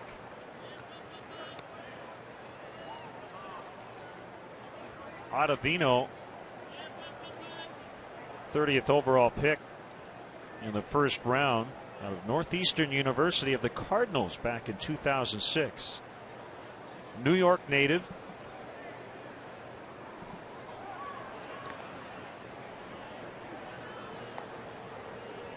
Rockies got him from the Cardinals off waivers from St. Louis earlier this year.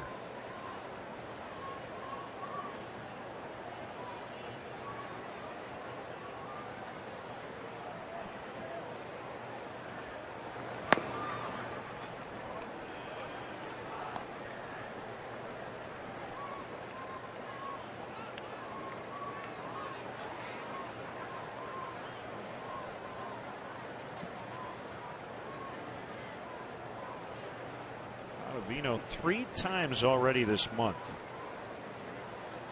has won a game in relief in which he's gone at least 3 innings. Not hit hard, and the play has to go to first. Charged by the shortstop Herrera. They get Clevenger. Castro moves up to second.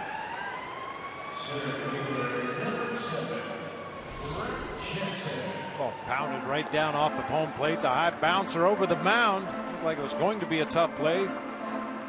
DJ LeMahieu gave way to his shortstop, who made a nice play cutting across the diamond for the out of first. Partner, we saw a great column by Jeff Passan, baseball columnist for yahoosports.com. He wrote it on Friday, and I wanted to mention it today. And we will tweet a link to it. And it's titled 25 Things You Didn't Know About Baseball. We perused some interesting stats. And we want you to check it out before those numbers start to change. But like the first note, and you know how I love this stuff, from Jeff Passan today. This year, 98 players have popped out more than Joey Votto has in his entire career. That's amazing. He's popped out 10 times in his career. Over 2,500 career at bats. So just quirky little notes like that.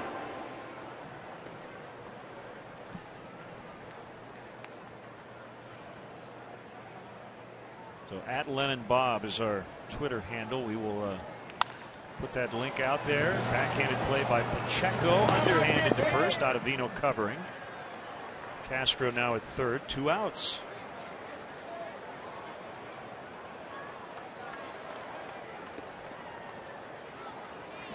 Pitchers are taught when you have to bust over there and cover first base on a ground ball to the right side, try to stay in fair territory. For obvious reasons. That time Ottavino crossed the bag just as Brett Jackson was getting there. There was a time in the game of baseball where Brett Jackson would run right up his back, knocked him down to make sure that run scored. But we're all too nice for that now. That used to be one way you'd get back at a pitcher who you felt was throwing at you. Bunt it down the first base line hard, make the pitcher come over there and cover the bag, and then run right up his back. Little floater. LeMahieu can't make the catch. Castro scores. Darwin Barney finally rewarded. He had hit some balls hard for outs. That ball he didn't hit hard at all, just feathered out into right center, and he makes it 2-0. Dale Swaim, his manager, was talking about it earlier today about the tough luck that Darwin's hit into lately. A lot of line drives right at people. Well, this is the payback. Little flare right off the end of the bat. We had to hold our breath because DJ LeMahieu has made some nice running over the shoulder catches in this series, but couldn't catch up to that one. Cubs tack on another run. And Volstad will hit.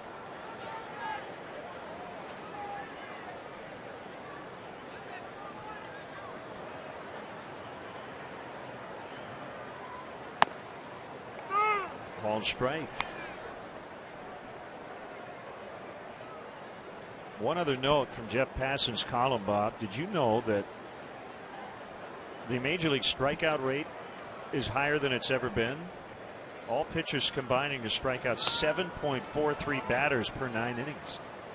So if you like the strikeout, this has been your year. And this has been your team. Cubs struck out 38 times in that 3-game series in Milwaukee.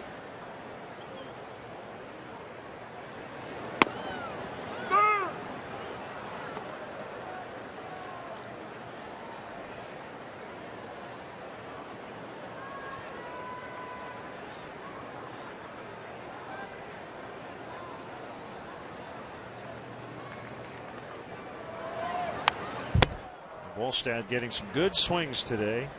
Fly to the warning crack in the second and singled into left in the fifth. Now he has a 2-0 lead that he'll take into the late innings.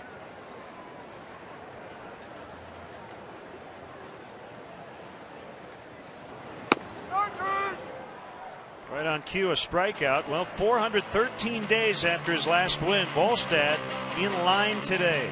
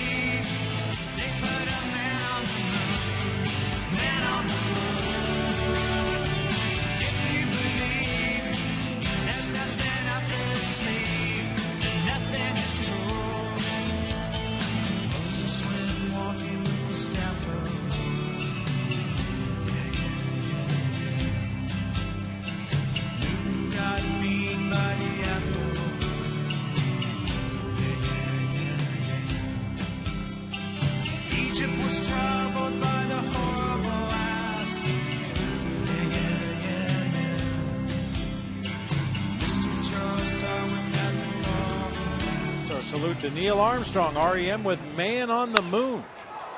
Carlos Gonzalez out of the deep left center. It's going to stay in the yard. Brett Jackson with a catch. That's our Bud Fan Cam, brought to you by Budweiser. Great times are waiting. Grab some buds. Neil Armstrong, the pride of Wapakoneta, Ohio. Went to Purdue University.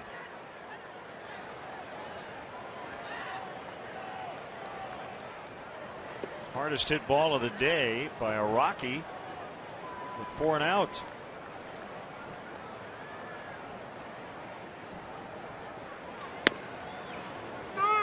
Strike to Rosario.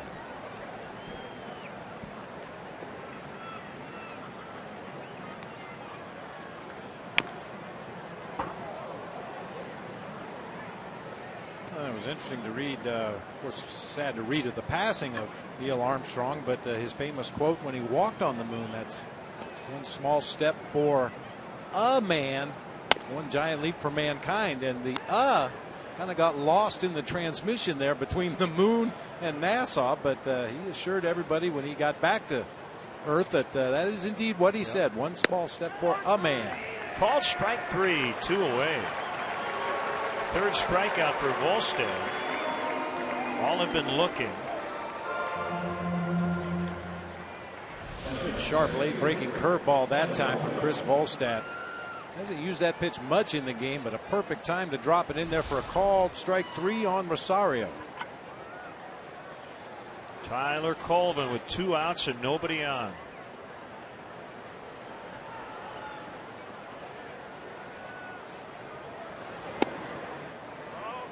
Wide for ball 1.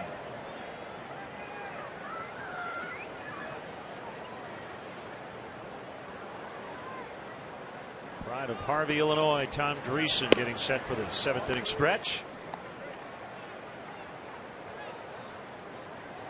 Well, it is raining here, but we are playing on.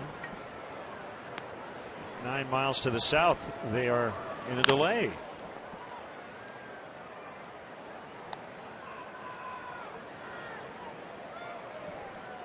Well, either it's raining harder on the south side of town or those American leaguers are sissies.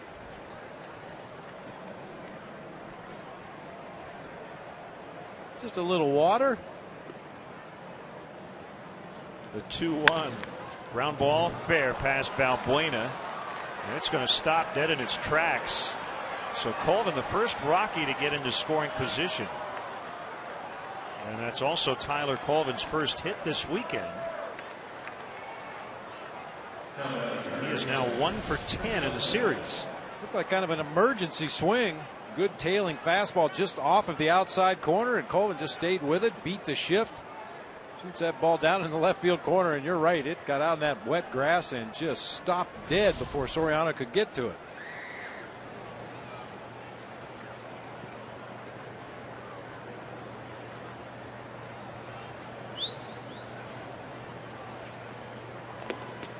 Now Nelson.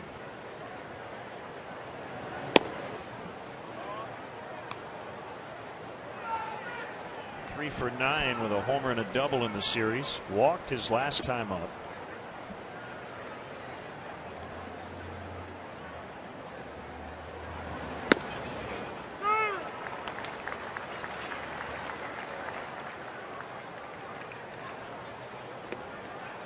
Keep that lens dry.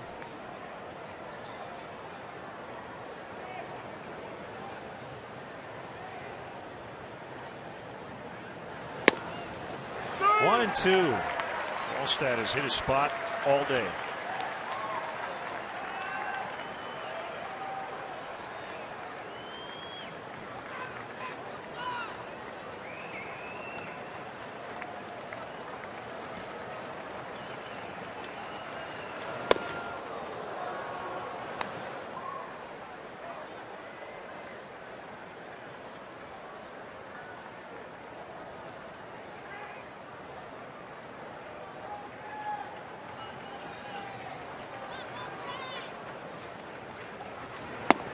Full count.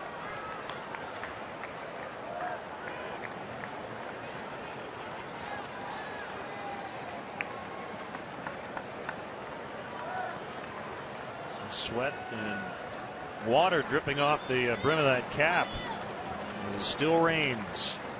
3-2 pitch. Outside, ball 4.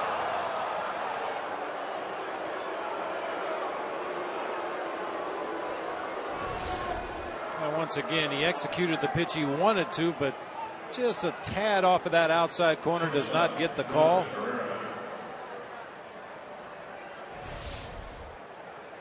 Here comes Dale Swain. Got a switch hitter Herrera due up, and he's going to go with Corpus. Wallstad will get a nice hand. Get this man a win. 2-0 Cubs in the 7th.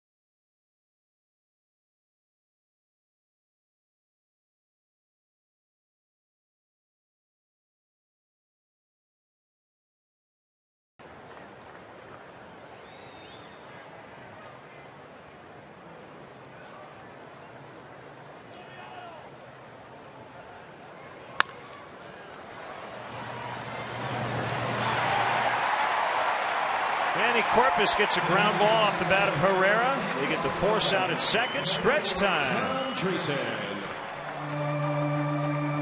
Cub fans, are you ready? A one, a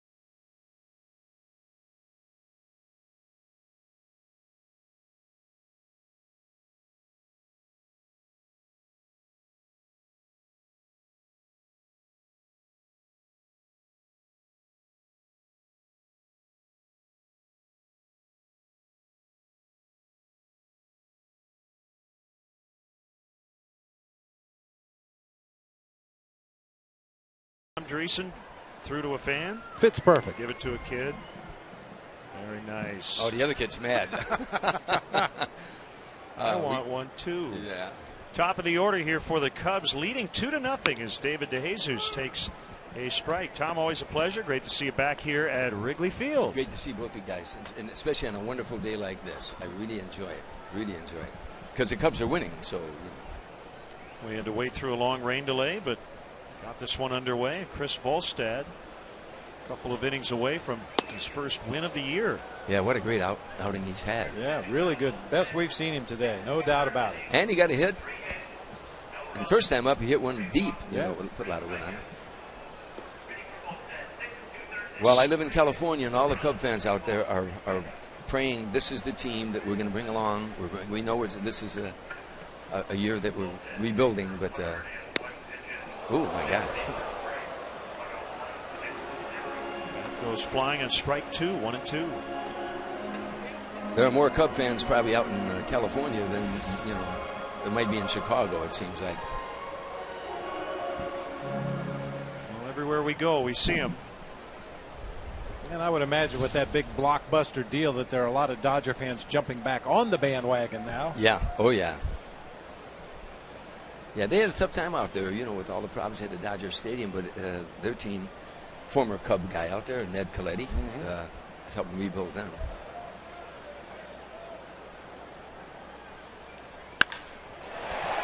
Base hit for DeJesus. And it's going to get by Colvin.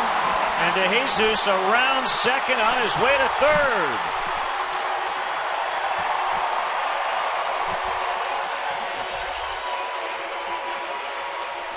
A single for DeJesus and an error on Colvin, allowing him 2 extra bases. I'm not sure if the wet grass had anything to do with that or just Tyler Colvin didn't get into a good position, was really moving hard to his right as he tried to almost go down to a knee to block that one, but it gets by all the way to the vines as usual. David DeJesus going hard out of the batter's box. That gives him the opportunity to advance all the way to third base with nobody out. Fan in the booth. So they'll bring their infield in with Valbuena at the plate. Cubs already leading 2-0. Strike one. So how'd your golf tournament go? A couple of days ago, right? Went very good out in Bolingbrook. This year at my show, we honored me, Dennis DeYoung, and Gary Mulder performed, but we honored World War II veterans, and we had over 40 in the audience, guys that were at the Battle of the Bulge, Normandy, and we honored those 40. Plus, I had 3 Congressional Medal of Honor winners there with us, and it was just a great night, thanking them for their service and for all they did for us. You can argue with me about any war if you want to. You can't argue about World War II. If we lost that war, we'd be in concentration camps. There would be no Wrigley Field. There would be no Chicago White Sox. We owe them everything. Those men and women of the World War II era. Had we lost that war, there's no doubt what Hitler had in mind for this country. Tapped foul. Yeah, they had a day a couple of years ago honoring the Medal of Honor winners, and we had a ton of them here, and it was very emotional. Oh, yeah. Those guys. One of the guys I honored the other day, Don Ballard, in Vietnam, hospital corpsman, taking care of the wounded. Enemy was overrunning their position. He took care of so many wounded, got them out, and then somebody threw a grenade in, VC, and he dove on the grenade to try to save everybody's lives, and it didn't go off. But that's how we got the Congressional. We've been very lucky to have Gary Sinise up here in the booth, and he's very active as well with retired military personnel, and you are both to be commended for all the fine work you do. Well, Gary's a Chicago boy and actually lived in Harvey for a couple of years. No one knows that, but him and I do a lot of shows for the vets. Foul tip, strike 3, as Rosario able to hang on, so that's the first out. Yeah, but does Gary Sinise have a street named after him in Harvey? No, but he should. He should have a street named after him in Chicago, in the main, anywhere. He's, his Gary Sinise Foundation builds homes for our wounded veterans with no arms and no legs that come back, and now they build special homes that when they come in the room with the wheelchair, the lights go on automatically. Gary's an incredible patriot, incredible. Will intentionally walk Rizzo. So he will reach for the 4th time. 2 hits, 2 walks. And that'll set it up for Soriano with runners at the corners and 1 out. There's ball 3.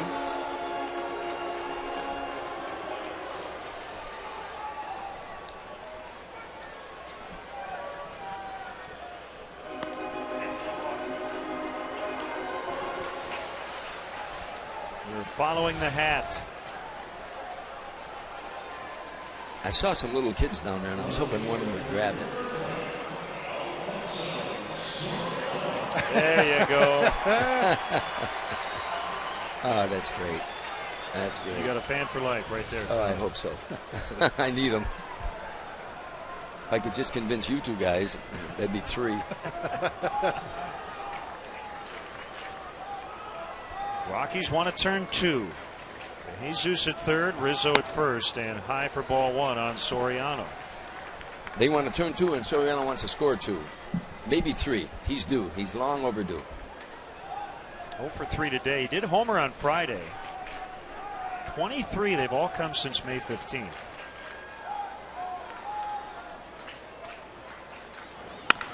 Hit hard. 5-4-3. That'll end the inning.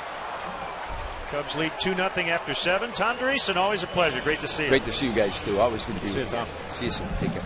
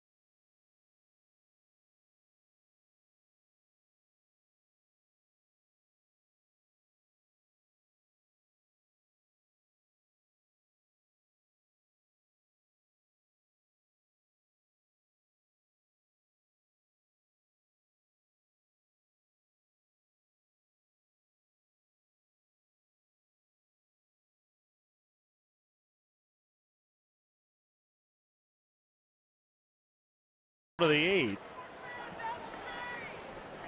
And it's going to be pinch hitter Josh Rutledge for Ottavino to face the major league leader in appearances, Sean Camp. This will be his 65th of the year.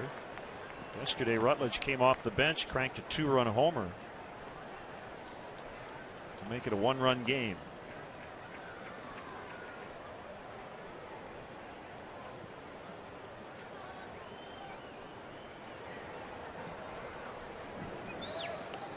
So Rutledge, Blackman, and LeMahieu.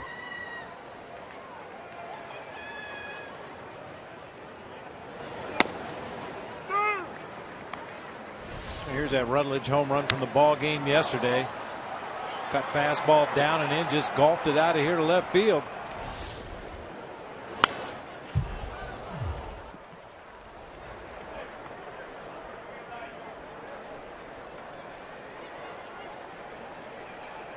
Look at that pinch hit home run yesterday. Rutledge now 4 for 6 with a homer and 4 driven in off the bench. You see his numbers for the season. Off the end of the bat. Shallow center, Jackson slides, and he has it.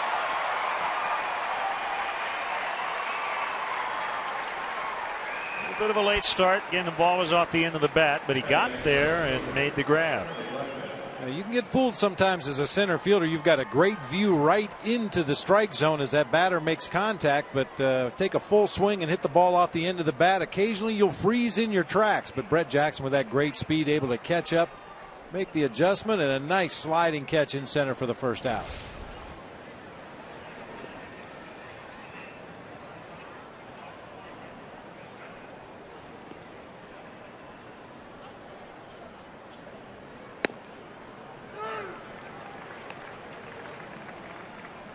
One strike on Blackman. He's grounded out all 3 times. Not much happening for the Rockies offensively today. We've gone 3 for 24 as a team with 1 extra base hit. 2 lefties. Brothers on the left, Reynolds on the right.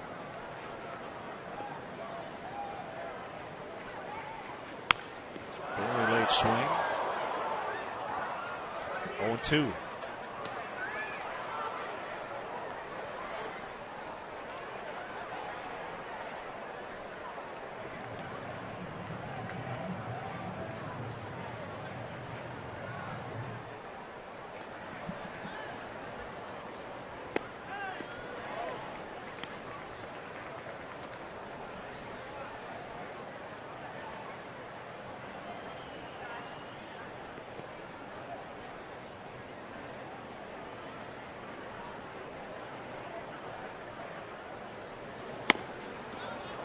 Inside.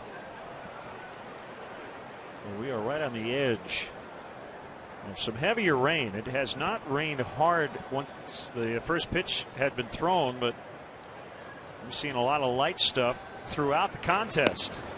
Tried the backdoor on the slider, missed. 3-2.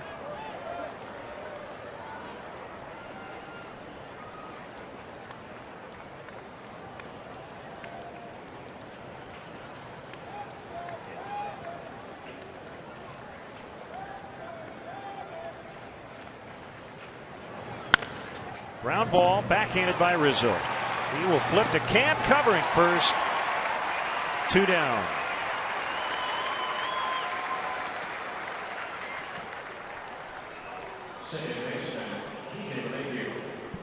We saw it happen a couple of innings ago with Adam Ottavino coming across the bag on a feed from the first baseman, and Sean Camp does the same thing. That's very dangerous. Hit that bag and stay in fair territory. The runner's entitled to that baseline, but most are gentlemen enough to try to avoid contact after they get to the base.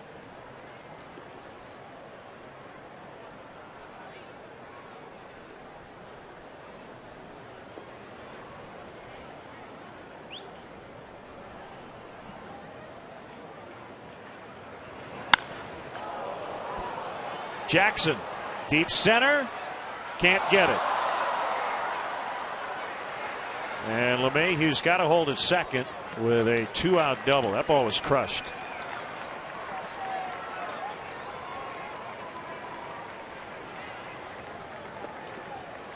You know, Len, I talk a lot about imparting backspin on the ball or a topspin grounder that gets through the infield. This one had a lot of backspin. When a ball carries that far, you could see Jackson was fooled right away, squared up to where he thought the ball was going to be, and it just shot over his head all the way to the 400 mark. A lot of backspin on that drive.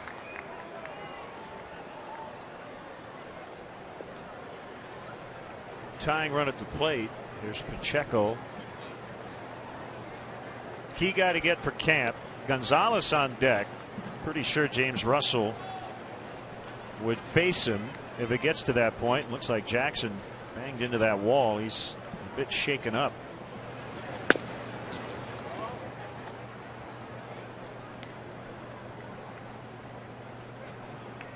Well, the Bricks are undefeated.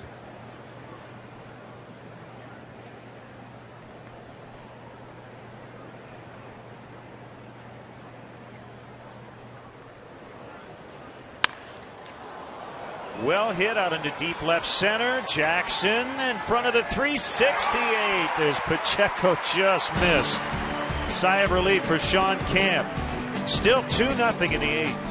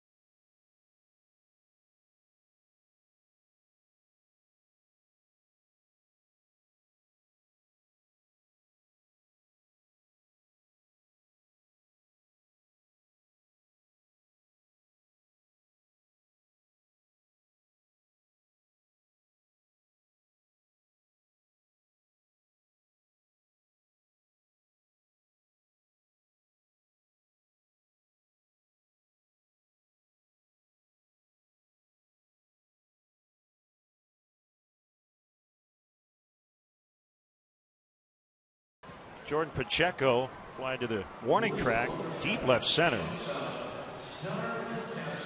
And a new pitcher for the Rockies. It's Matt Reynolds, who's from St. Charles, Illinois, one of the western suburbs. Went to Austin Peay State, 20th round pick back in 2007.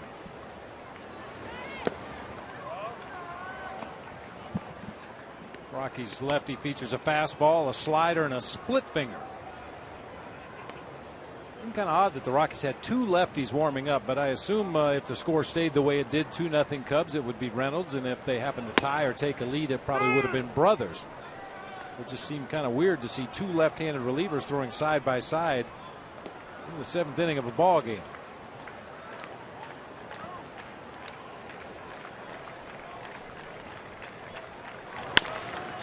On the ground, it's going to be backhanded by the shortstop Herrera, and the throw gets by. Castro's going to have to hold it first. Should be an infield hit. And it is. A good day for Starlin. He's scored both Cubs runs. He's been on now 3 times. Doubled and scored in the 2nd, walked and scored in the 6th. Hopefully a leadoff single here and another run scored. Herrera with that across the body throw, off balance, hit on the grass, took a big high hop. Well, you can see right there where Castro made the move towards second base. He is a live runner at that point. You got to get back to the bag as quickly as possible on that overthrow. Once you make that move towards second base, you're considered a live runner at that point.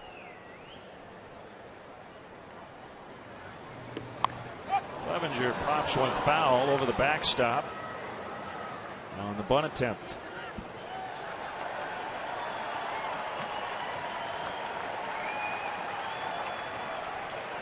Another happy young fan.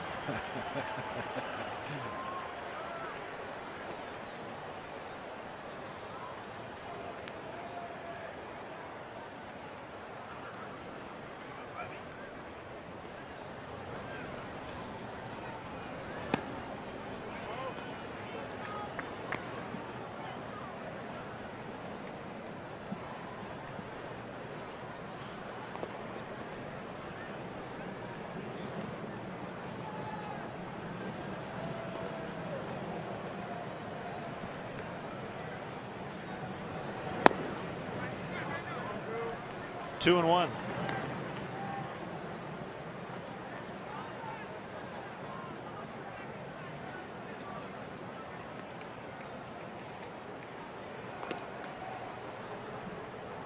Well, the 2-run lead. This is a good time to switch to a hit and run, a 2-1 count. But I think with the lefty on lefty, you're going to see Clevenger continue to attempt to bunt Castro into scoring position. Perhaps with a right-handed pitcher on the mound, you change it up here, try to take advantage of a broken up Rockies defense and get that runner in motion.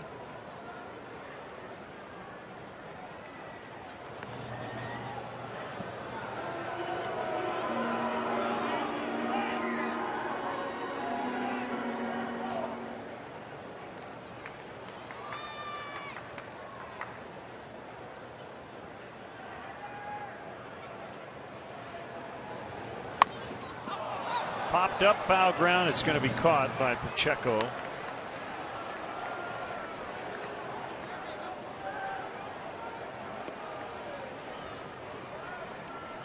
Well, when you swing the bat, you want to barrel the ball. When you're bunting, you want to bunt it out towards the end of the bat to really deaden that ball, try to get it down on the ground. It sounded like that ball hit right on the sweet spot of the bat. A real solid contact sound, popped it high in the air in foul territory down to first base for an easy out.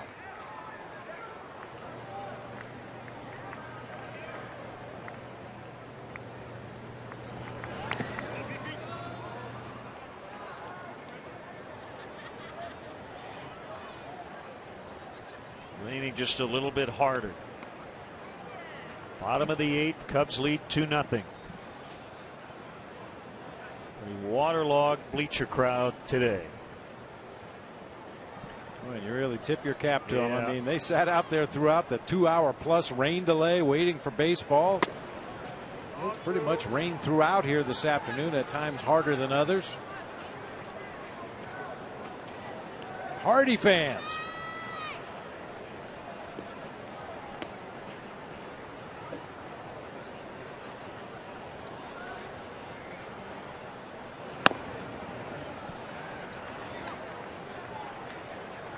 Be among them Tuesday night. Budweiser patio here on WGN.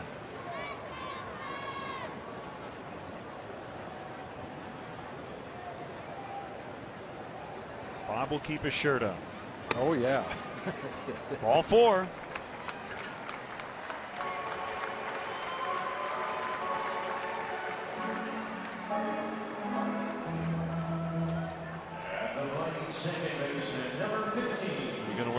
Blue tank top? Probably not. I thought that's what you were going to wear.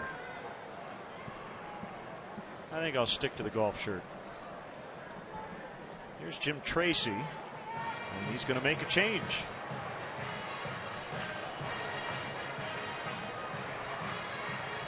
2 on, 1 out in the 8th. Looks like right-hander Will Harris when we come back.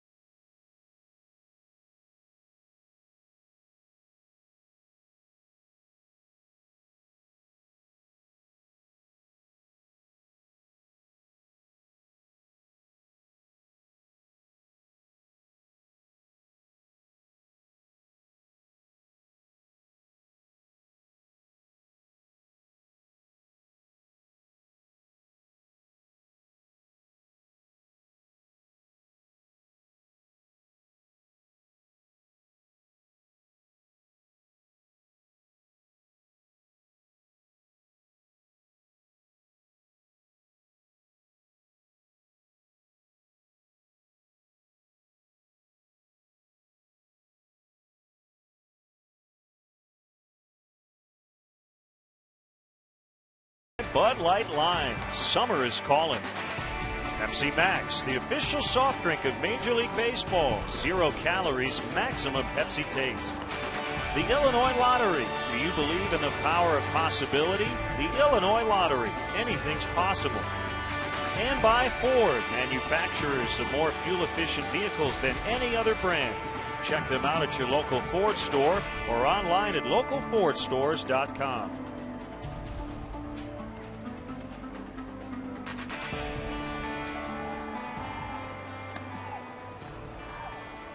Here's right-hander Will Harris.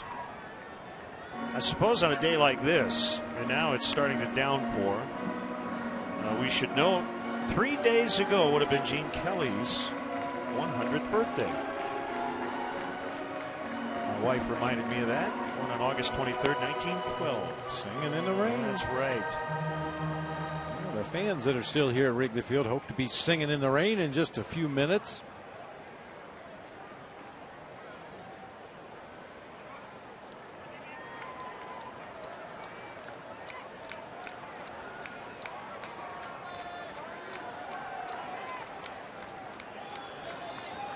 So here we go, first and second, and the guy with both RBIs in the game, Darwin Barney at the plate.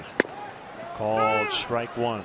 Fielder's choice to plate Castro with the first run in the second, and he singled him home on a blooper out into right center in the 6th.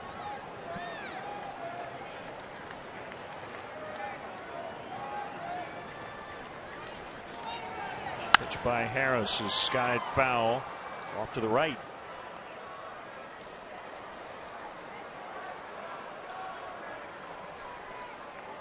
A little shiny on the warning track. That means it's really wet. Some puddles starting to form.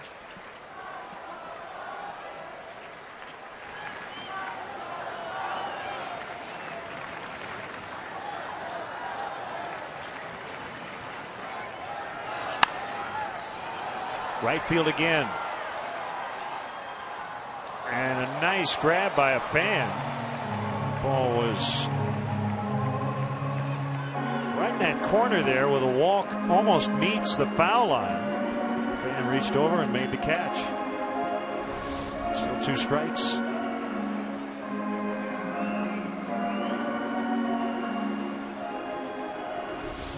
don't think there's any way Blackman could have made the play, even though that fan was reaching over that particular area of the wall. I don't believe Blackman could have gotten up that high on that brick wall to make the catch.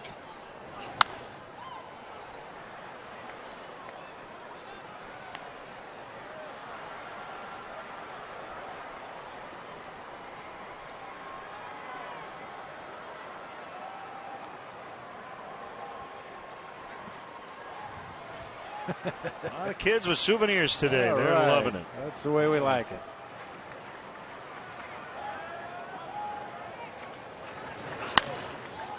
Darwin's trying to give everybody in that section a foul ball.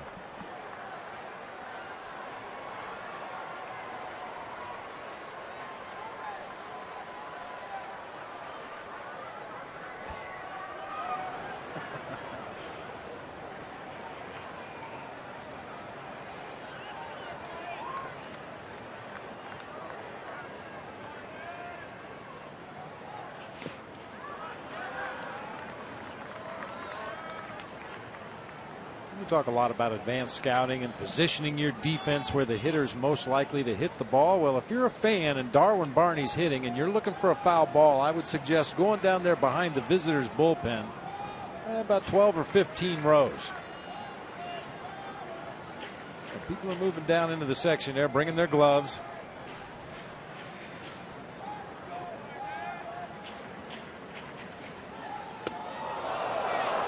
Rosario actually jumped to make that catch.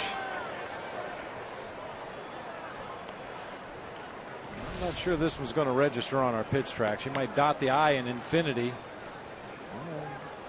It's about as high as we can go. Nice play by the Rockies catcher to get up out of his crouch, make the play, get his mask off, and he's ready to throw. A lot of times you get those base runners taking an extra step or two on their secondary lead when they see a pitch that high, assuming a wild pitch. Rosario was looking to pick somebody off.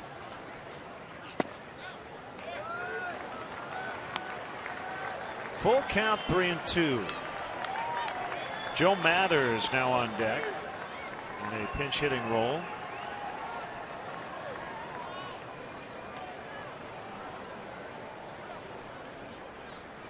Runners not going, and the bases are now loaded. Going to grind it out as Darwin Barney started the sequence 0-2, kept fouling off pitches, and eventually would take ball 4. I think Dale Swaim's words have struck home with some of the Cubs hitters, talking about grinding out at bats. That was an outstanding example right there, falling behind 0-2, forcing Harris to throw up 9 pitches before ultimately taking the base on balls.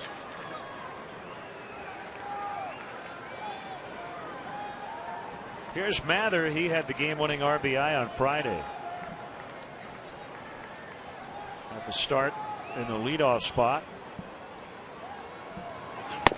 Big swing and a miss.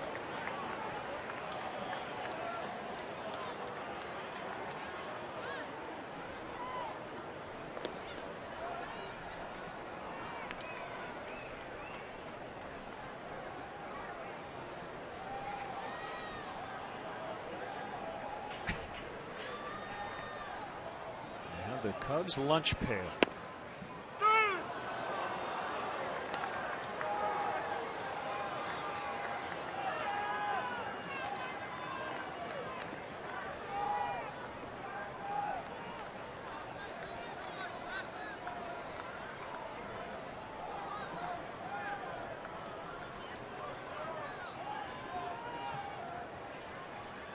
Kick in the 0-2 to Mather.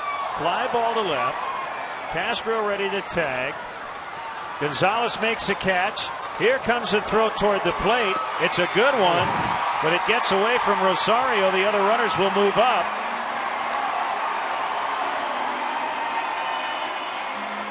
Sac fly for Mather. It's 3-0. Well, that was a pretty good effort by Carlos Gonzalez. He almost threw him out. I didn't think there was any chance of getting Castro at home plate, but you can see Gonzalez in the back of your picture got behind the ball 2 or 3 steps and then unleashes a throw to home plate. Wow, that was a lot closer than it should have been, but what a great throw by Carlos Gonzalez. I'm not so sure if Rosario hangs on to that ball. Darrell Cousins may call Starlin Castro out at the plate. That's how close it was. And somebody got an error. And it's on Gonzalez. That's a tough error. Error allowed the other 2 runners to move up.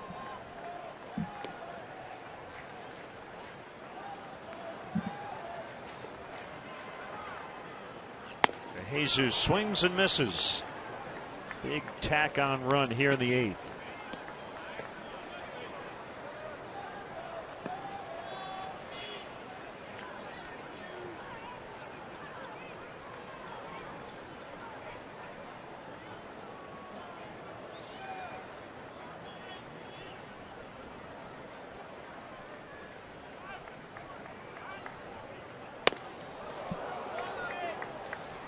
You never know how the inning would have unfolded otherwise, but that Darwin Barney walk is turning out to be a big play in this inning, moving Starlin Castro up to third base where he could score on that sacrifice fly to left field.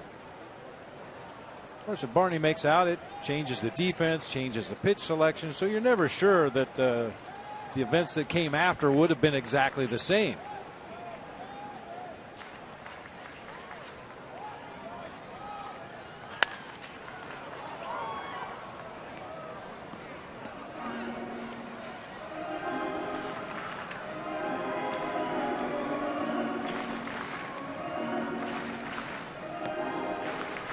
Gonzalez will lead off the 9th.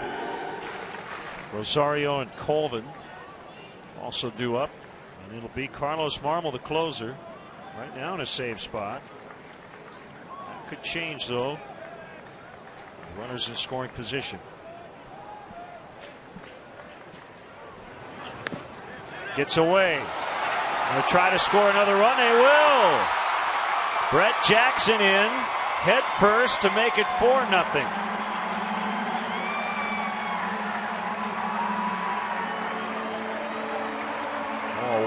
pitch.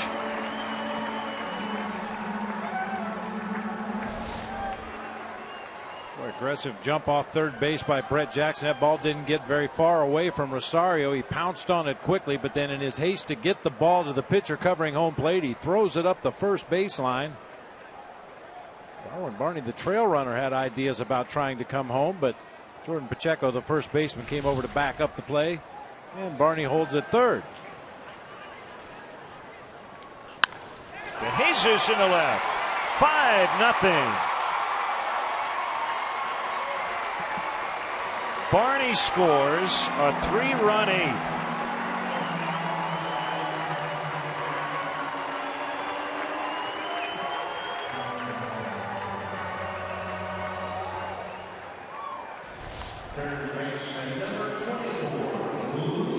Smashing drive down into that left field corner.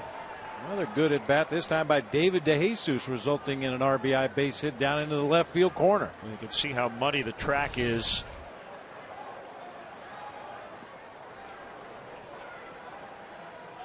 Ball 1 to Valbuena. Well, we are right on the edge. Most of the time. Well, I meant we figuratively in terms of the game. No, you and I are usually over that edge.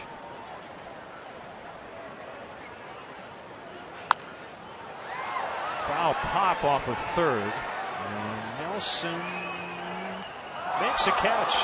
Got over to the railing. She was getting heckled by the Cubs, but he made the catch. 3 more for the Cubs. They lead 5-0.